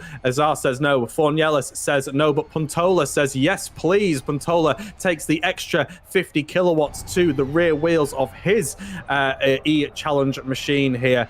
Pantola wanting to take striking action towards Fornielis and Azar. Can he elevate himself up to the positions? We'll have to wait and see, but Motioitis here is waiting to take advantage as well. Yeah, definitely big fights from these drivers. Very quick. We've got a good grouping here of drivers who are very quick and very good with their pace. Imran Mazar pulling quite a gap out of Fornielis here. I'm starting to wonder if he's maybe got his speed and his saving correct. There's only one way to find out, and that's if we get a energy graph reading, which I'm hopeful we should be able to have by the end of this lap, so we can give a proper readout of are people where they need to be, or is some people misjudging things. We're coming around the corner here. We're going to find out very shortly, as we see Fornielis right having to defend from Pantola right behind him. So target, I've just been told, is 68% for the end of the lap, and Imran Mazar, I don't know how he does it so quick, so fast, is bang on target, able to pull the gap, but is dead on target. So he's doing an excellent job. As you see there in the background, big send for Carlos Motioitis. I think that's on Nico Pantola. So he's got the gap through, as Nico's also got the attack boost. So it's clearly not working for him. And Carlos Motioitis has done with sitting around and wants to make moves, wants to gain up. Bit of a slap there, but he's right on Gerard's tail, looking to make a move there, Kieran, trying to gain ahead. Yeah, I just want to confirm that Motioitis does not have attack mode because he just sailed past Pantola, who should be the faster driver here. Pantola able to go on the counter-attack, potentially doing some energy management here. But again, Pantola is looking right on target for his energy usage. So again, a little bit of a bizarre one here, but Motioitis, the pace is with him and the energy as well, as Pantola goes very sideways there, just about catching it there. Again, not being able to take advantage of the attack mode that he's got. But Teemu Sarkinen as well has 3 minutes on the clock here as well, so there will be an overlap for Teemu Sarkinen here, and he may find himself threatening Pantola with the additional attack mode that he has. But Motioitis there, the pace is with him. P3 he runs right now, and he is harassing and harrying Fornielis, who cannot break the toe here. I think Motioitis will be looking to elevate himself up into P2, but the gap to Imran Azar, our leaders, nearly 6 seconds is huge at this stage of the race, Tom. Only 10 laps have gone, but Imran Azar there, nearly 6 seconds. Again, not even taking the attack mode. He has 2 attempts to use this here. Our Chase and Pack need to work together, but they're doing anything but. They're all scrapping for position. Yeah, I think the drivers kind of find that it's Carlos Motioitis making that huge move there on Fornielis to take the lead. Not take the lead, sorry, take second place. And I think he's decided that you guys aren't driving fast enough. You're letting Imran get away. Give me that position, and I'm going to go chase him. I think that's what he's done here, because he's done in a few laps, he's gone up a few positions, which I think this has woken Fornielis up, because he is not willing to let this go, and he wants to sit right on his tail and try and get it back. But I think Motioitis has made a clear intent statement here, and now wants to just either get them to drive faster, or he wants to let go to go chase down that man who's just cruising away in front, 7 3/4 tenths of a second away from everyone, and is just seeming absolutely on a Sunday drive with how easy it seems to him.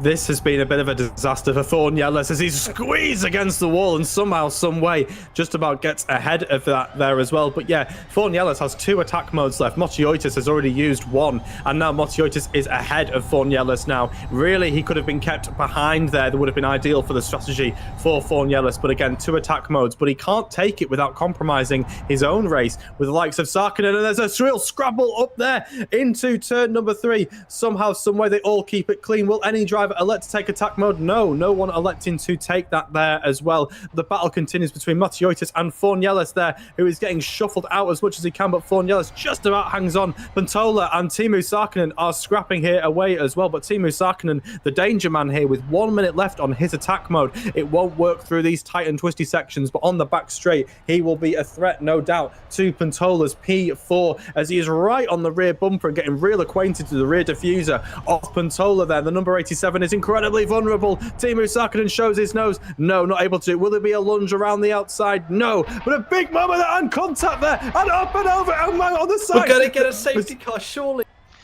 Safety car deployed, car upside down, turn 9, right-hand hairpin. Safety car deployed. There we go. Confirmation from race control. Safety car is deployed. Imran Mazar, nightmare scenario. Nearly 9 second lead out the window. He's going to have the whole group piling back onto him, and he's going to have to he's going to have to do it all over again. Huge contact. Nico getting the corner slightly wrong, and just unfortunate clipping and going on the side. Go ahead, Kieran. A nightmare scenario for Imran Azar, who finds himself 11.6 seconds ahead of the chasing pack, but that advantage will be evaporated when the safety car picks him up. There can be no doubt. But Nico Pantola as well, getting it all wrong through that corner. And again, Bisset, the big gainer here, up to P4. That's the second time he's been able to take advantage of trouble that affects the drivers ahead. But Nico Pantola might be finding himself the wrong end of another penalty here. We'll have to wait and see what the stewards think there as well. But absolutely gutting there for Teemu Sarkinen. He was looking so fast and so quick, but just clipping the rear wheel there, and up and over he went. It's amazing he was able to stay on the side of his car. Whether he's able to recover, we'll have to wait and see. But his race has completely fallen apart, as there you can see Imran Azar picking up the safety car there as well, and holding the drivers there as well. Matiotis there will need to keep himself behind Imran Azar.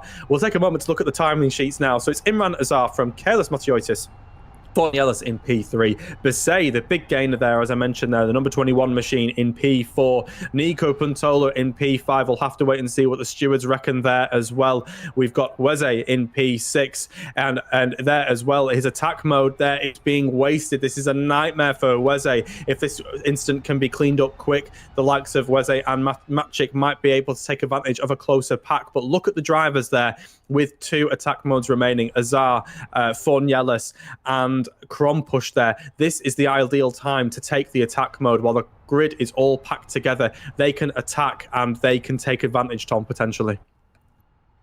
Yeah, I know what you're saying there, but I think from the driver conversations, the rear wheel drive on attack boost, it unsettles the car a bit to a point where I don't think the drivers are as comfortable, or it doesn't work with their setups a lot. So in some situations, the attack boost can be a bit of a hindrance. Whereas when you have the 4-wheel drive version, obviously you get that huge shot out the corners. So it is definitely a big bonus there. So interested to see what the drivers decide to do. I believe the car has now been cleared away from the track. So we've got one more lap with the safety car, and then we're going to be going racing again. Carlos Matiotis closed right up onto the back of Imran Azar. So it is all to play for again. There isn't any 10-second deficit. It is just there and now. He's right on his tail, and he's going to have to do it all again. I believe we've got 12 laps left of the race. Obviously, I don't think you can take the attack boost during the safety car. You'll probably pick up a penalty for that one. But I think the main winner we're going to see from here is Magic. He was over a minute down from everyone, but now he's going to get the opportunity to close right up onto the back of the grid. He's going to be safety car will be coming in this lap. Safety car in this lap. And there we go. Confirmation from race control. Safety car will be in this lap. So at some point later on, I think he's picking up the pace already. And Imran Mazar is dropping back away from the safety car slightly to allow him to build the gap and get away. I think he's doing that maybe too early because safety car hasn't turned his lights off yet and just got going. But yeah, Kieran, your expectations from the start for the safety car restart? Safety cars breed safety cars, Tom. So I'm expecting there to be incidents aplenty here as well, particularly when attack mode gets reactivated and you see the drivers with 2 attack modes to their name, the likes of Krompush, Fornieles, and Azar, those drivers there, when they try to dive and take advantage of that here. But I'm just wanting to note here that Matiotis' nose cone looking all bent out of shape like a bare knuckle boxer there as well. So Matiotis has been the man on the move here, and lights out on the safety car, Tom. Azar is going to back the field up as much as he can. The pace is with him. Can't overtake until you cross the start-finish line here, but Imran Azar will be able to lead the field away. He's backing them up. He's already got a little bit of an advantage there, and will he go? We'll have to wait and see. Again, keeping it nice and controlled here. Not electing to go just yet, but we will see his foot go to the floor, and Imran Azar will look to scramble away. Remember, his advantage was 11.6 seconds, and he continues to hold them and continues to hold, and he's gone. His foot is to the floor. He's gone, and Matiotis has gone with him there. Great work from Matiotis there to keep with him. Little advantage gained there from Azar. Green flag. As green flag and go here from race control, as we all heard. Over the start finish straight they go into turn number 3. It's a big lunge round the outside from Fornieles there, not able to make it stick, but throwing a threat there to Matiotis, who defends his P2. All looking fairly clean so far as they all head through turn number 5 there. But Imran Azar with half a second the advantage to 3 very fast moving drivers. Matiotis P2, Fornieles P3, Bisset P4, Nico Pantola P5, a question mark hanging over his head. We'll have to wait and see what the stewards make of that earlier incident that caused the safety car, Tom. Yeah, I think that incident was total racing incident. My personal opinion, he just got it wrong and then got driven into. I don't think they can punish him from that, from my opinion. Now, we got 2 extra laps being added after that safety car period. So once again, the drivers need to be maintaining their energy to make it to the end there, otherwise they're going to be in trouble, which means we're going to have, another 13 additional laps have been added to the race count. There we go, race control, letting everyone know about that. Now, this breakaway group, Imran Azar is trying to make a little bit of a gap, but Fornieles is holding onto the back of Carlos Matiotis. Still, Bisset has dropped off a little bit, so it's these front 3 who are there to try and are going to be the ones contesting for the race win, as long as they are getting their energy usage right. And I'd say the front 3, Imran Azar has pulled a gap away, whereas Fornieles is right under the back of that rear wing of Carlos Matiotis. Further down the field, I think we've got some spread out as well. But there we go. Carlos Matiotis diving through the attack zone. And Fornieles, huge kick, I think, of oversteer and then nailed into the wall. I think he activated his attack boost. He has indeed. He get it. So there we go. He's done 1 more than he did the last race already. But couldn't resist. Sorry. But yeah, probably a bit of damage because he did hit the wall quite hard there. And so just needs to be mindful of that because it has cost him a fair bit of time. But Carlos Matiotis is closing onto the back of Imran Azar using this, who's looking a little bit out of shape there, Kieran. Yeah, that looked like a very last-minute decision from Fornieles. I don't think he was going to go for that until Matiotis took it himself. I was screaming at the screen for Fornieles to take the attack mode because that was the time to do it. But it just looked like a very scruffy incident as Matiotis getting a bit of oversteer and just kissing the apex with his front left wheel there. We'll have to wait and see what damage has befallen Matiotis or Fornieles there as well. As soon as we have that information, we will let you know. But the top 3, Azar, Matiotis, and Fornieles, all taking attack mode and all running to time right now. So don't expect many changes at the front 3, but Matiotis will now leave himself incredibly vulnerable to Fornieles, who has 1 attack mode remaining, whereas Matiotis has used up all of his assortment of attack modes now on lap number 15, so he will be very vulnerable in the remaining 11 laps on your screen. But at the front, Imran Azar continues to lead with the fastest lap, his advantage regrowing again, nearly 2 seconds, his advantage to Matiotis, with Fornieles running in P3 and not able to take advantage of the overlap just yet with his attack mode. Again, will we see a quick turnaround for number 2 on the attack mode? We'll have to wait and see, because Fornieles here can definitely elevate himself there, and we can just see on the screen incident involving car 22, 69 and 87 is no further action, so Pantola is all good in that regard there as well. So no further action for the likes of Pantola, for Teemu Sarkinen, who is now off screen and has unfortunately left the race there. A real shame for him, and one of our title contenders has had a huge blow to his championship, Tom. Yeah, he did indeed. I think, as I thought is what transpired, unfortunate racing incident where Mr. Innocent Teemu Sarkinen just came off absolutely worse. A huge moment there for Fornieles, as I said earlier, but that power under the rear wheel drive making the cars a bit unsettled. It's causing struggles. I love this camera from the top there. Rotates around, tracking the other car. And he takes a wider line to get a better run. And you see that. Look at that boost off the corner. Pulling up alongside. Who's going to lift off? I think both drivers have lifted off. A little bit more for Forniella's, who decides he wants to go past. But they're holding on, still there, side by side, onto the brakes, braking hard. Forniella's going to try and take a cutback. Nope. I don't know what's happened there. He's ended up, there we go. Forniella's is still behind with Carlos Montoyotis holding out. Great defending from there. And he's just absolutely having his rear bumper sniffed there. He's trying to push him around the track, encourage him to go faster. Meanwhile, Imran Mazar has pulled nearly 5 seconds on these guys. Forniella's is all over him. Forniella's is all over Montoyotis like a cheap suit here, Tom. This is incredible work here. A great defensive drive from Montoyotis here, but Forniella's is harassing him like the taxman does here in the United Kingdom. I can't quite believe what I'm seeing here. Forniella's diving up the inside. They're hitting the apex nicely there. Montoyotis taking a moment to breathe here, but all while this is scrapping away. 4.7 seconds the advantage for Imran Azar at the front, who will be looking in his rearview mirror going, where are my title contenders? Where have they gone? Well, either disaster has struck or they're scrapping away. Imran, you are free to run away. And there, Forniella's hitting the wall there. Bit of a kick of oversteer, rubbing the wall, but Montoyotis running wide there, not having to go defensive there. But look how much Forniella's closes up through that chicane there. Very fast, and a big kick of oversteer again for Forniella's. He's pushing real hard in that car, but you can just see on the timing tower, the attack mode is about to lapse. The likes of Azar, Montoyotis and Forniella's, they all hit 0, and now this is where Montoyotis is going to be incredibly vulnerable for the remainder of this race. Someone can tell Forniella's he needs to take that attack mode one more time because he has it to his advantage, and up the around the outside does go Forniella's, but not a move to be made there. Montoyotis defending really well, but again here, Tom, this does feel rather inevitable. I feel that Forniella's will take the attack mode and will simply drive around the outside of Montoyotis, but we'll have to see what he can do here. He's got 9 laps to do it. A slight contact, I believe, was made there.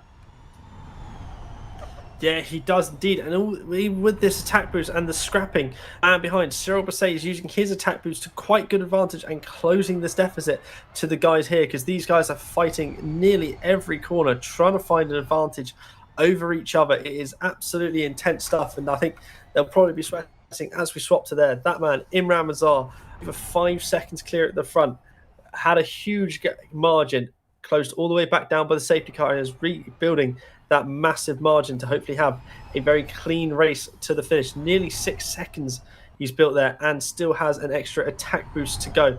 So he just needs to be looking after himself. I don't think he'll be wondering where his title contenders have gone. He's just hoping that as long as they stay behind him and don't start reappearing into his mirrors, and he'll be a very happy man for the rest of this evening as we swap back there to the two of them, with Cyril Basset flying up. His attack boost has now run out, but this is now a 3-car train. Are we going to see some last minute Cyril action? We're going to find out, but the big question now, this is the feature race. This is where the regen braking is. I wonder where people's energy is coming in at, because this is where it's going to get really, really scrappy. 8 laps to go. We did have the 2-lap extension. Going to be letting you know towards the end of this lap, but there we see some scary energy figures. 33% for our leader, 33.5 Carlos Montoyotis, and Forniella's there on 29% as well. A huge deficit. So I think he's a bit risky. The same as Cyril Basset on 29.5. They need to work on their regen a bit. And I've absolutely butchered his name, Hueze, sorry, with the 28% down there in 6th. That is a major concern, and he needs to work on his braking there. Well, while all of that is happening, Forniella's will have to go conservative, but he still has an attack mode remaining here. You'd have to put your money on him to elevate himself ahead of Montoyotis here. Can Basset cause something of an upset and elevate himself up to the podium paying positions? We'll have to wait and see. But at the front, a man untroubled is Imran Azar. We're going to call him textbook here, because this is a definition of what a drive from him. And Forniella's is looking to make a move around the outside of Montoyotis here. Montoyotis will defend this, block the attack mode there. Very nice work from Montoyotis there. If that was strategic, that was great work from him. Elects to keep himself on the inside, which keeps Forniella's on the outside looking in. And they go side by side. and again sharing the track really well. This is the nicest racing we've seen all evening there. And then banging each other's wheels here, and up the inside goes Fornielis, but can he make it work? No, the inside becomes the outside, becomes the inside, becomes the outside again. Fornielis is not able to make this work. He's screaming in his screen, why can't I get this move made? Because Matiotis is putting on the defensive drive of a life, and that was very close work there. They both lock up the rears, and the cutback through goes Fornielis. Can he do it? Around the outside? No, not able to do it there. He is not able to make it stick. What a scrap between these two, Tom. Yeah, it's these typical street circuit elements. It's an uneven road. It's not built smooth like a racetrack is. So when he's trying to get the power down, he just keeps lighting up those rear wheels when he's leaning on them. So he doesn't quite have the opportunity. He's going for a wider run into the start-finish straight. So he's going to end up with more power down this straight. He's got the slipstream as well.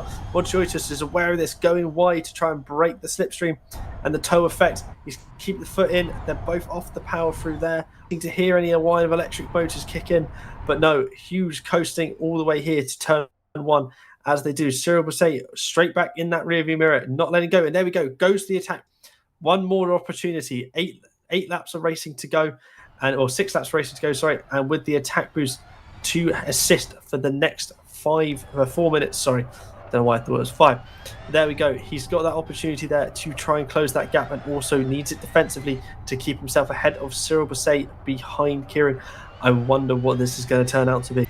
Fornielis needs to get ahead of Matiotis right now, and he needs to build the advantage that he can, because he's going to have to lift and coast his way through the remaining 6 laps. So he needs to go full attack, full assault now, and then conserve. That will be the key word screaming in his ears. I'm just thankful he's taken both of his attack modes this time. No post-race penalties for Fornielis for not taking that. If you're just joining us here, Fornielis threw away a certain victory in the sprint race by not taking his attack mode, but remembering to do it this time. 3 minutes on the clock for Fornielis to get past Matiotis. Cyril Bousset has sort of fallen away from these two, unfortunately, but he looks like he's going to lock in a P4, barring any big issues so far. But round the start-finish straight we go. Around the outside goes Fornielis. Can he keep his foot pinned? He does. Brave stuff there. Lovely move there from Fornielis. Brave as you like. That is the way he needs to do it there. Nice and concise. And now it is all about lift and coast here for Fornielis to take him through to the end of this race. Imran Azar needs to take his attack mode one final time, but he is nearly 10 seconds to the good. Nice and controlled. He has a stranglehold on this race, and 2 hands, no doubt, on the trophy for round number 3's feature race here at South City. But the chasing pack and for the podium positions remains unsettled. Currently, Fornielis, with 2 minutes remaining on his attack mode, sits P2. Matiotis sits P3. Cyril Bousset, P4. Nico Pantola, P5. Gone rather anonymous for the remaining half of this race. Weze, your front row starter, P6 for him with 1 attack mode remaining. Roni Krompush taking both of his attack modes in the latter stages of the race, P7. Sarkinen, P8. And Magic rounding out the top 9. But on your screen right now is the man, the myth, and the absolute definition of textbook here. Imran Azar has looked untroubled throughout this race. Montiotis has just sent it up the inside of Fornielis into the turn sort of 14 right at the end there. Fornielis, I think, was caught napping and is now trying to use that attack boost to get back past on the turn, to run to turn 1. He's not letting him do it, but I think, yeah, definitely caught a little bit napping and did not expect to have a red car absolutely thrust up the inside there into the final corner. He did look like he turned in and then suddenly turned out briefly to avoid what very much he didn't expect to see that. So a brilliant move by Montiotis, not letting it come to an end, not just giving up, even though he's got the attack boost, just sitting there biding his time, and he made an absolutely outstanding move when he just didn't expect it. And now that frustration you're probably going to see creeping from Fornielis. He was ahead, he put in all that work to get ahead, and then I think in a brief lapse of concentration it all undid for him, and he's got to come back and find a way through again. Imran Azar has taken his final attack boost as well up the front there, so he's got 3 minutes of the extra power. Fornielis has got 30 seconds of this power. Going round to the final few seconds, he's going to get one more crack down the start finish straight to try and use this power to get back on ahead. He's probably going to run out as they get towards the turn 1. So here we go. Going to take a wider line in, open up the corner more, get on the power as early as possible, and try and run down. But bumpy through there, not able to put the power down. And Kazmodjoitis has a bit of a gap there, but as they come through here, he's got his foot in still. He's kept his foot in for longer into the slipstream, which while the coasting is going to bring him closer, but his attack boost has gone, and now he's got to do it all without any assistance and get back ahead, Kieran. That is the second time that Matioitis has overtaken someone with attack mode. I think he simply chooses not to believe in it, but there's a send up the inside from Fornielis there, not able to make it work. Matioitis choosing not to defend fresh air there, but there, Fornielis showing his nose, but finds himself in P3. Again, we are coming to the closing stages of this race. We'll have to see how all the drivers are looking on their energy targets, but Imran Azar, with 2 minutes remaining on his attack mode, his second and final attack mode, is looking pretty here for the victory. But I cannot get over Matioitis' ability to respond and attack and defend two drivers with the advantage of attack mode. He's been able to just put on a strategy masterclass here. Matioitis is going to be a contender, no doubt, to Imran Azar, whose advantage over this championship will certainly grow following round number 3. We've had some controversy, drama, tantrums. We've had it all this evening, no doubt, but I cannot quite get over the stranglehold that Imran Azar has on this E-Challenge. He is doing phenomenal work at the front of this grid, Tom, with 1 minute 20 seconds remaining on his attack mode. Matioitis is growing his gap over Fornielis as well. Yeah, I think Fornielis has just worked the figures in his head. Yeah, he has. With those attacks, he has absolutely destroyed his battery. So I would not be surprised at all if we see, huge lifting here. Cyril's going to be coming on through probably. But Cyril also has an issue. The target for the start-finish line there was 11%.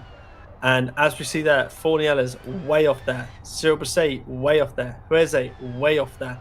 Even though, there we go, Cyril Bessay still trying to be racy, trying to find a way around. I think Fornielis just needs to give it up. Just let him go and just focus on making it to the end yourself. He needs to do it for his own battery, because he's not going to make it otherwise. Imran Azar has got loads of time spare, loads of time to leave it, so he's absolutely fine. I was just seeing huge lifting I'm watching from Fornielis, which I think is confusing Cyril a little bit, and Cyril's trying to get racy with him, and he just needs to, it's that racer in all of us. Don't really want to fight it. Here he goes, moved off to the side of the road, said, just go through, I need to save energy. And so I think that is an unfortunate end to the fight for P2. But it comes down to, again, the tactics you need in this race. You need to be managing your energy, because if you're not managing your energy, it's not going to go well for you, Kieran. This is like a cycling race here. Both of these drivers are trying to conserve their energy, but they also both want to be at the front of the pack here. They're both scrapping away because they both want to be at the front of this pack, but then they're both lifting and coasting, so they're being tempted into an attack, Tom. But they're both, they're not looking very good here at the end of this. Only 3.5% battery for Fornielis, 5%, a little bit more for Bessay. It's going to be really touch and go for Bessay. I feel like Fornielis is off to the wolves here, but here comes Nico Pantola, who's sitting really pretty here for a podium, a shock podium out of nowhere, thanks to his battery conservation. But also, I want to cast your eye back in the pack to Roni Krompush, because Roni Krompush here could be on for a P4 at this rate here. He's doing really well here with his attack mode and advantage here. But again, we're expecting Bessay and Fornielis to fall further back here in the grid as Nico Pantola elevates himself ahead of Fornielis up into P4. Bessay is pushing too hard here. He will not have the battery to finish this race unless I am gravely mistaken, Tom. But I feel that the percentages do not lie. Bessay will not be able to do this, as we've got car 95, Hueze, under investigation for failure to use the attack mode. A slam dunk penalty for Hueze, but since he's propping up the timing sheets, that will not really affect his result. Simply lessons learned for him. But Bessay, we are expecting to be real touch and go for finishing this race, as here comes Nico Pantola with all the energy to his advantage here, but again electing to coast here to the finish. He thinks it's a bit touch and go as well. Through the chicane section they go. This is where Bessay will be incredibly vulnerable, but elects to keep his foot through. He should be lifting and coasting right here, Tom, but he's choosing not to.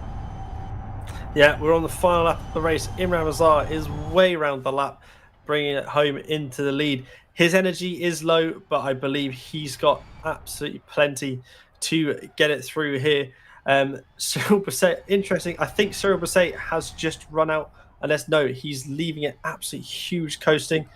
He's, I think he there we go. The confirmation he's actually out. Yeah, he is done. Forniella's just behind him, has 0.5%, so he's going to be struggling. Imran Mazar has 3%. He's going to be fine, absolutely fine to get to the end. And Hueze obviously missed the attack boost. And also, I think he got his laps wrong because he was doing a bit further up and then suddenly realised his energy situation had dropped right back. And here we go. The man who has been absolutely flying this race, 4 corners to go, coming out right at the end through that final chicane and just needs to drive it down the straight, on the corner, take that finishing line. Here we go, final corners, sweeping left once, sweeping left again. Someone running out of energy on the line there, as there we go. Your winner for tonight's feature race is Imran Mazar, with Hueze saved by the bell, if you will, with an overtaking Imran. And Curtis Montoya bringing up second position. And Nico Pantola, with a late charge and good battery conservation, has brought in a podium here as he comes around the final corners and sweeps up to the line to take that third position. There we go. Ronnie Krompos, as you said, go ahead. Yeah, I was just going to say there, Ronnie Krompush, I was looking at the energy levels. I saw he was going to elevate himself up to P4 with a great drive there. Again, the tortoise indeed beating the hare here. There. Amazing work, and a big scrap here between Maciek and Mika Sarkkinen for the final points paying positions here. Maciek round the outside through the chicane. That's really brave work, but it's going to be a draft over the line. Can Sarkkinen make a move? No, he cannot. Through the final couple of corners, here we go through there. The final turn, Maciek's got this one sewn up here, and he's going to finish in P6. And Sarkkinen is out of energy, but does just cross the line by the skin of his teeth. My word, it's going to be Azar. P1 from Matioitis, from Puntola, from Krompush, from Maciek, from Sarkkinen. I cannot quite believe it. Again, drivers running out right on the line, Tom. Yeah, an absolute nightmare situation for many drivers, and the typical e-challenge event. People, if they don't pay enough attention, do just get caught out. We had 2 retirees on that final lap. Cyril Bousset and Forniella's did not manage their energy correctly, and as a result have retired from the race. Team Sarkkinen, obviously 37% of the way through, did retire as well, and Rosa picked up huge damage at the start of the race and I think retired very early on as a result of that. But there we go, our winner, Imran Mazar, with a masterclass, followed by Karius Montoitis in second and Nico Pantola in third. Ronnie Krompos steals a late 4th position with an excellent job of energy management, and Maciek coming up from 5th. We had some wild guesses from Abdul about Maciek coming out with some surprises, and he's done an excellent job there to come in 5th. I think the safety car did wonders for him because he was so far off before that. It's about an excellent drive from him, nonetheless.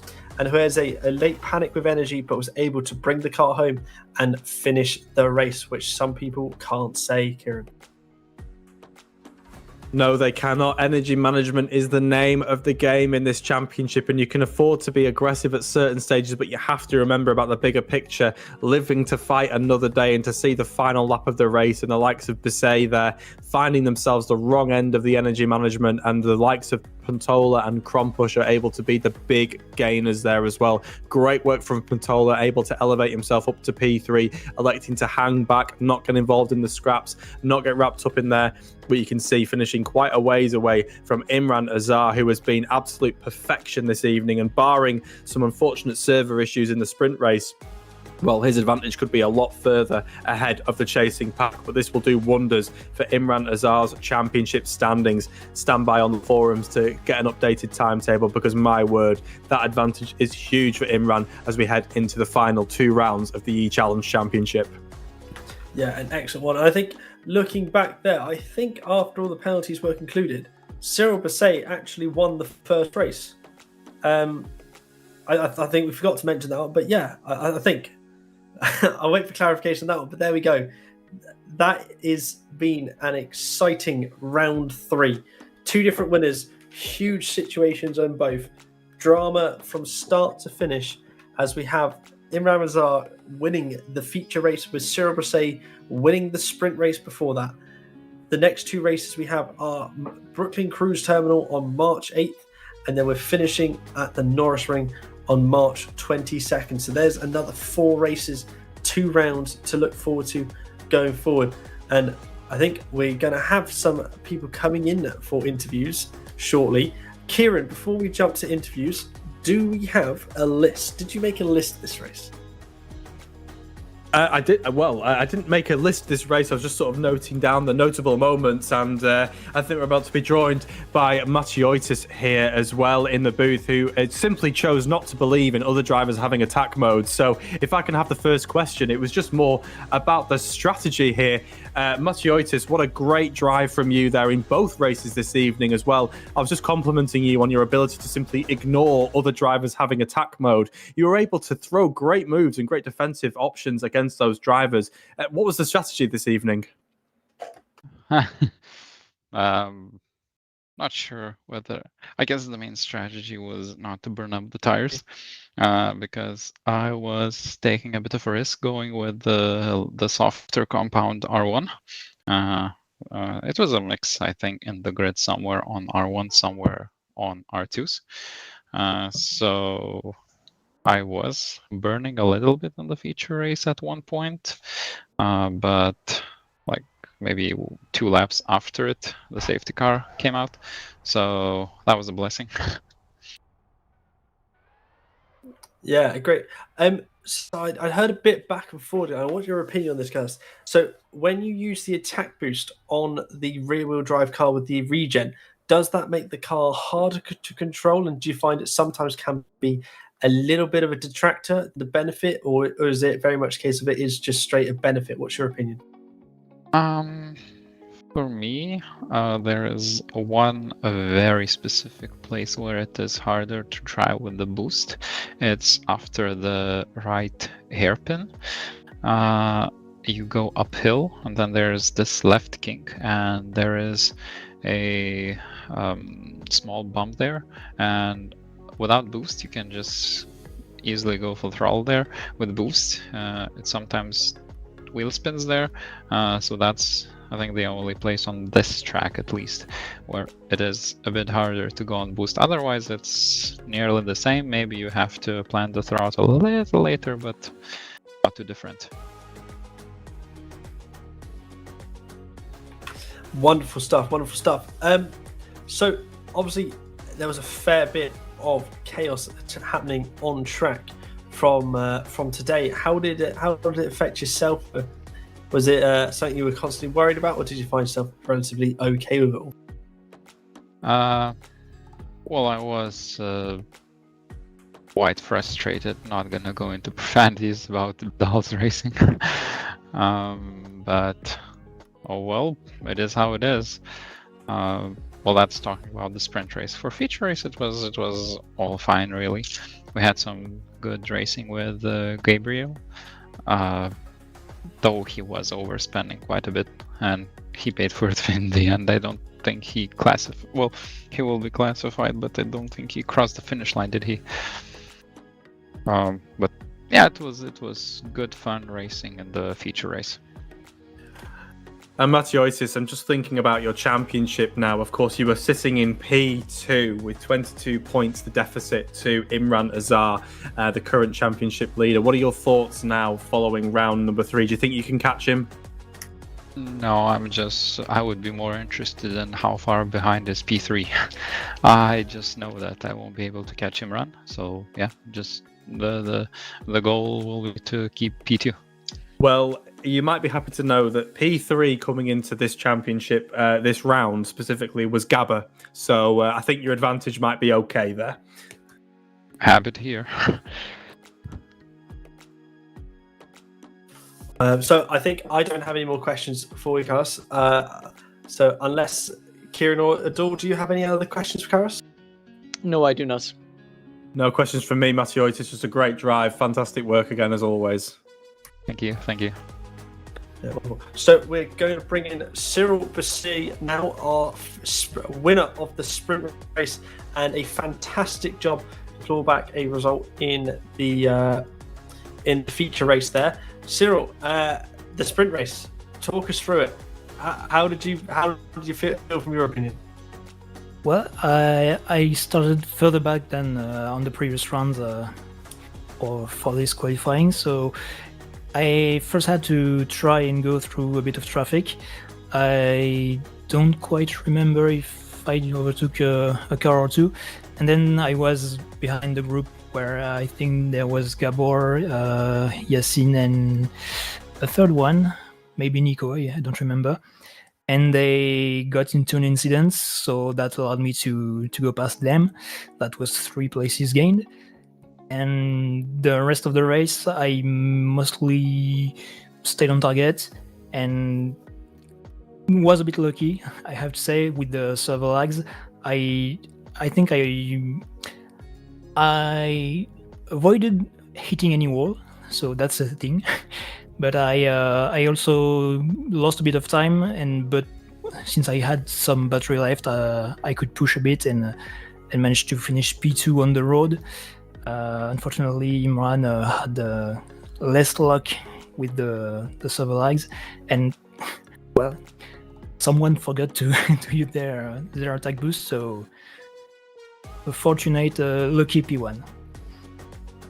Cyril, congratulations on a sprint race win. Of course, I am going to still say well earned, because you have to be there to inherit the place and you worked really hard for that. A bit unlucky in the feature race. They're obviously running out of charge towards the end of the race as well. We saw you scrapping and fighting with Fornielis, despite you both having to be in a conservation stage. Can you speak to what that difficult position was in there for you in terms of having to balance the conserving of energy but wanting to have the track position ahead of Fornielis? What was that like for you in the car at the time? I think we both made the same mistake of forgetting one lap. At least I did. And when I saw he was saving a bit more, I tried to just take a bit more time and attack at what I was believing was the end of the race. But I still had one lap to go and completely misjudged that, so I couldn't make it to the end. And can you potentially speak to the difficulty of managing the energy in the sprint race versus the feature race, just for people thinking about joining this championship, obviously going forward? Well, honestly, it's not that different. The rear-wheel drive does have regen, while the all-wheel drive does not. But since the race is shorter, the energy target is higher, so you basically do almost the same, or relatively speaking, it's similar, and you don't need to pay that much attention to it, I believe. Other than the fact that if you are missing on energy toward the end of the race, you can't rely on regen to get to the end. No, thank you for the insight there, Cyril. I really appreciate it. Great work in race 1, and commiserations for the feature race, but look forward to seeing you back in round 4. Yeah, sure. Thank you. So another highly energetic, literally, and exciting time here at E-Challenge. It was just incredible to watch from start to finish. It got a little bit scrappy in the sprint race, and then some absolutely masterful strategies we saw with the feature race, which brings us to 2 different winners again for the racing. We haven't had a clean sweep this season, and we're not going to have one again until at least round 4 in 2 weeks' time at the Brooklyn Cruise Terminal circuit on March 8th. Same time then, and again, I will be here. I believe Travis will be here. We will have the team from New Dimension Racing sanctioning the event. And once again, so from all of us here at Sim Broadcast, I'd like to say thank you all for tuning in to this fantastic series, and we'll see you all next time.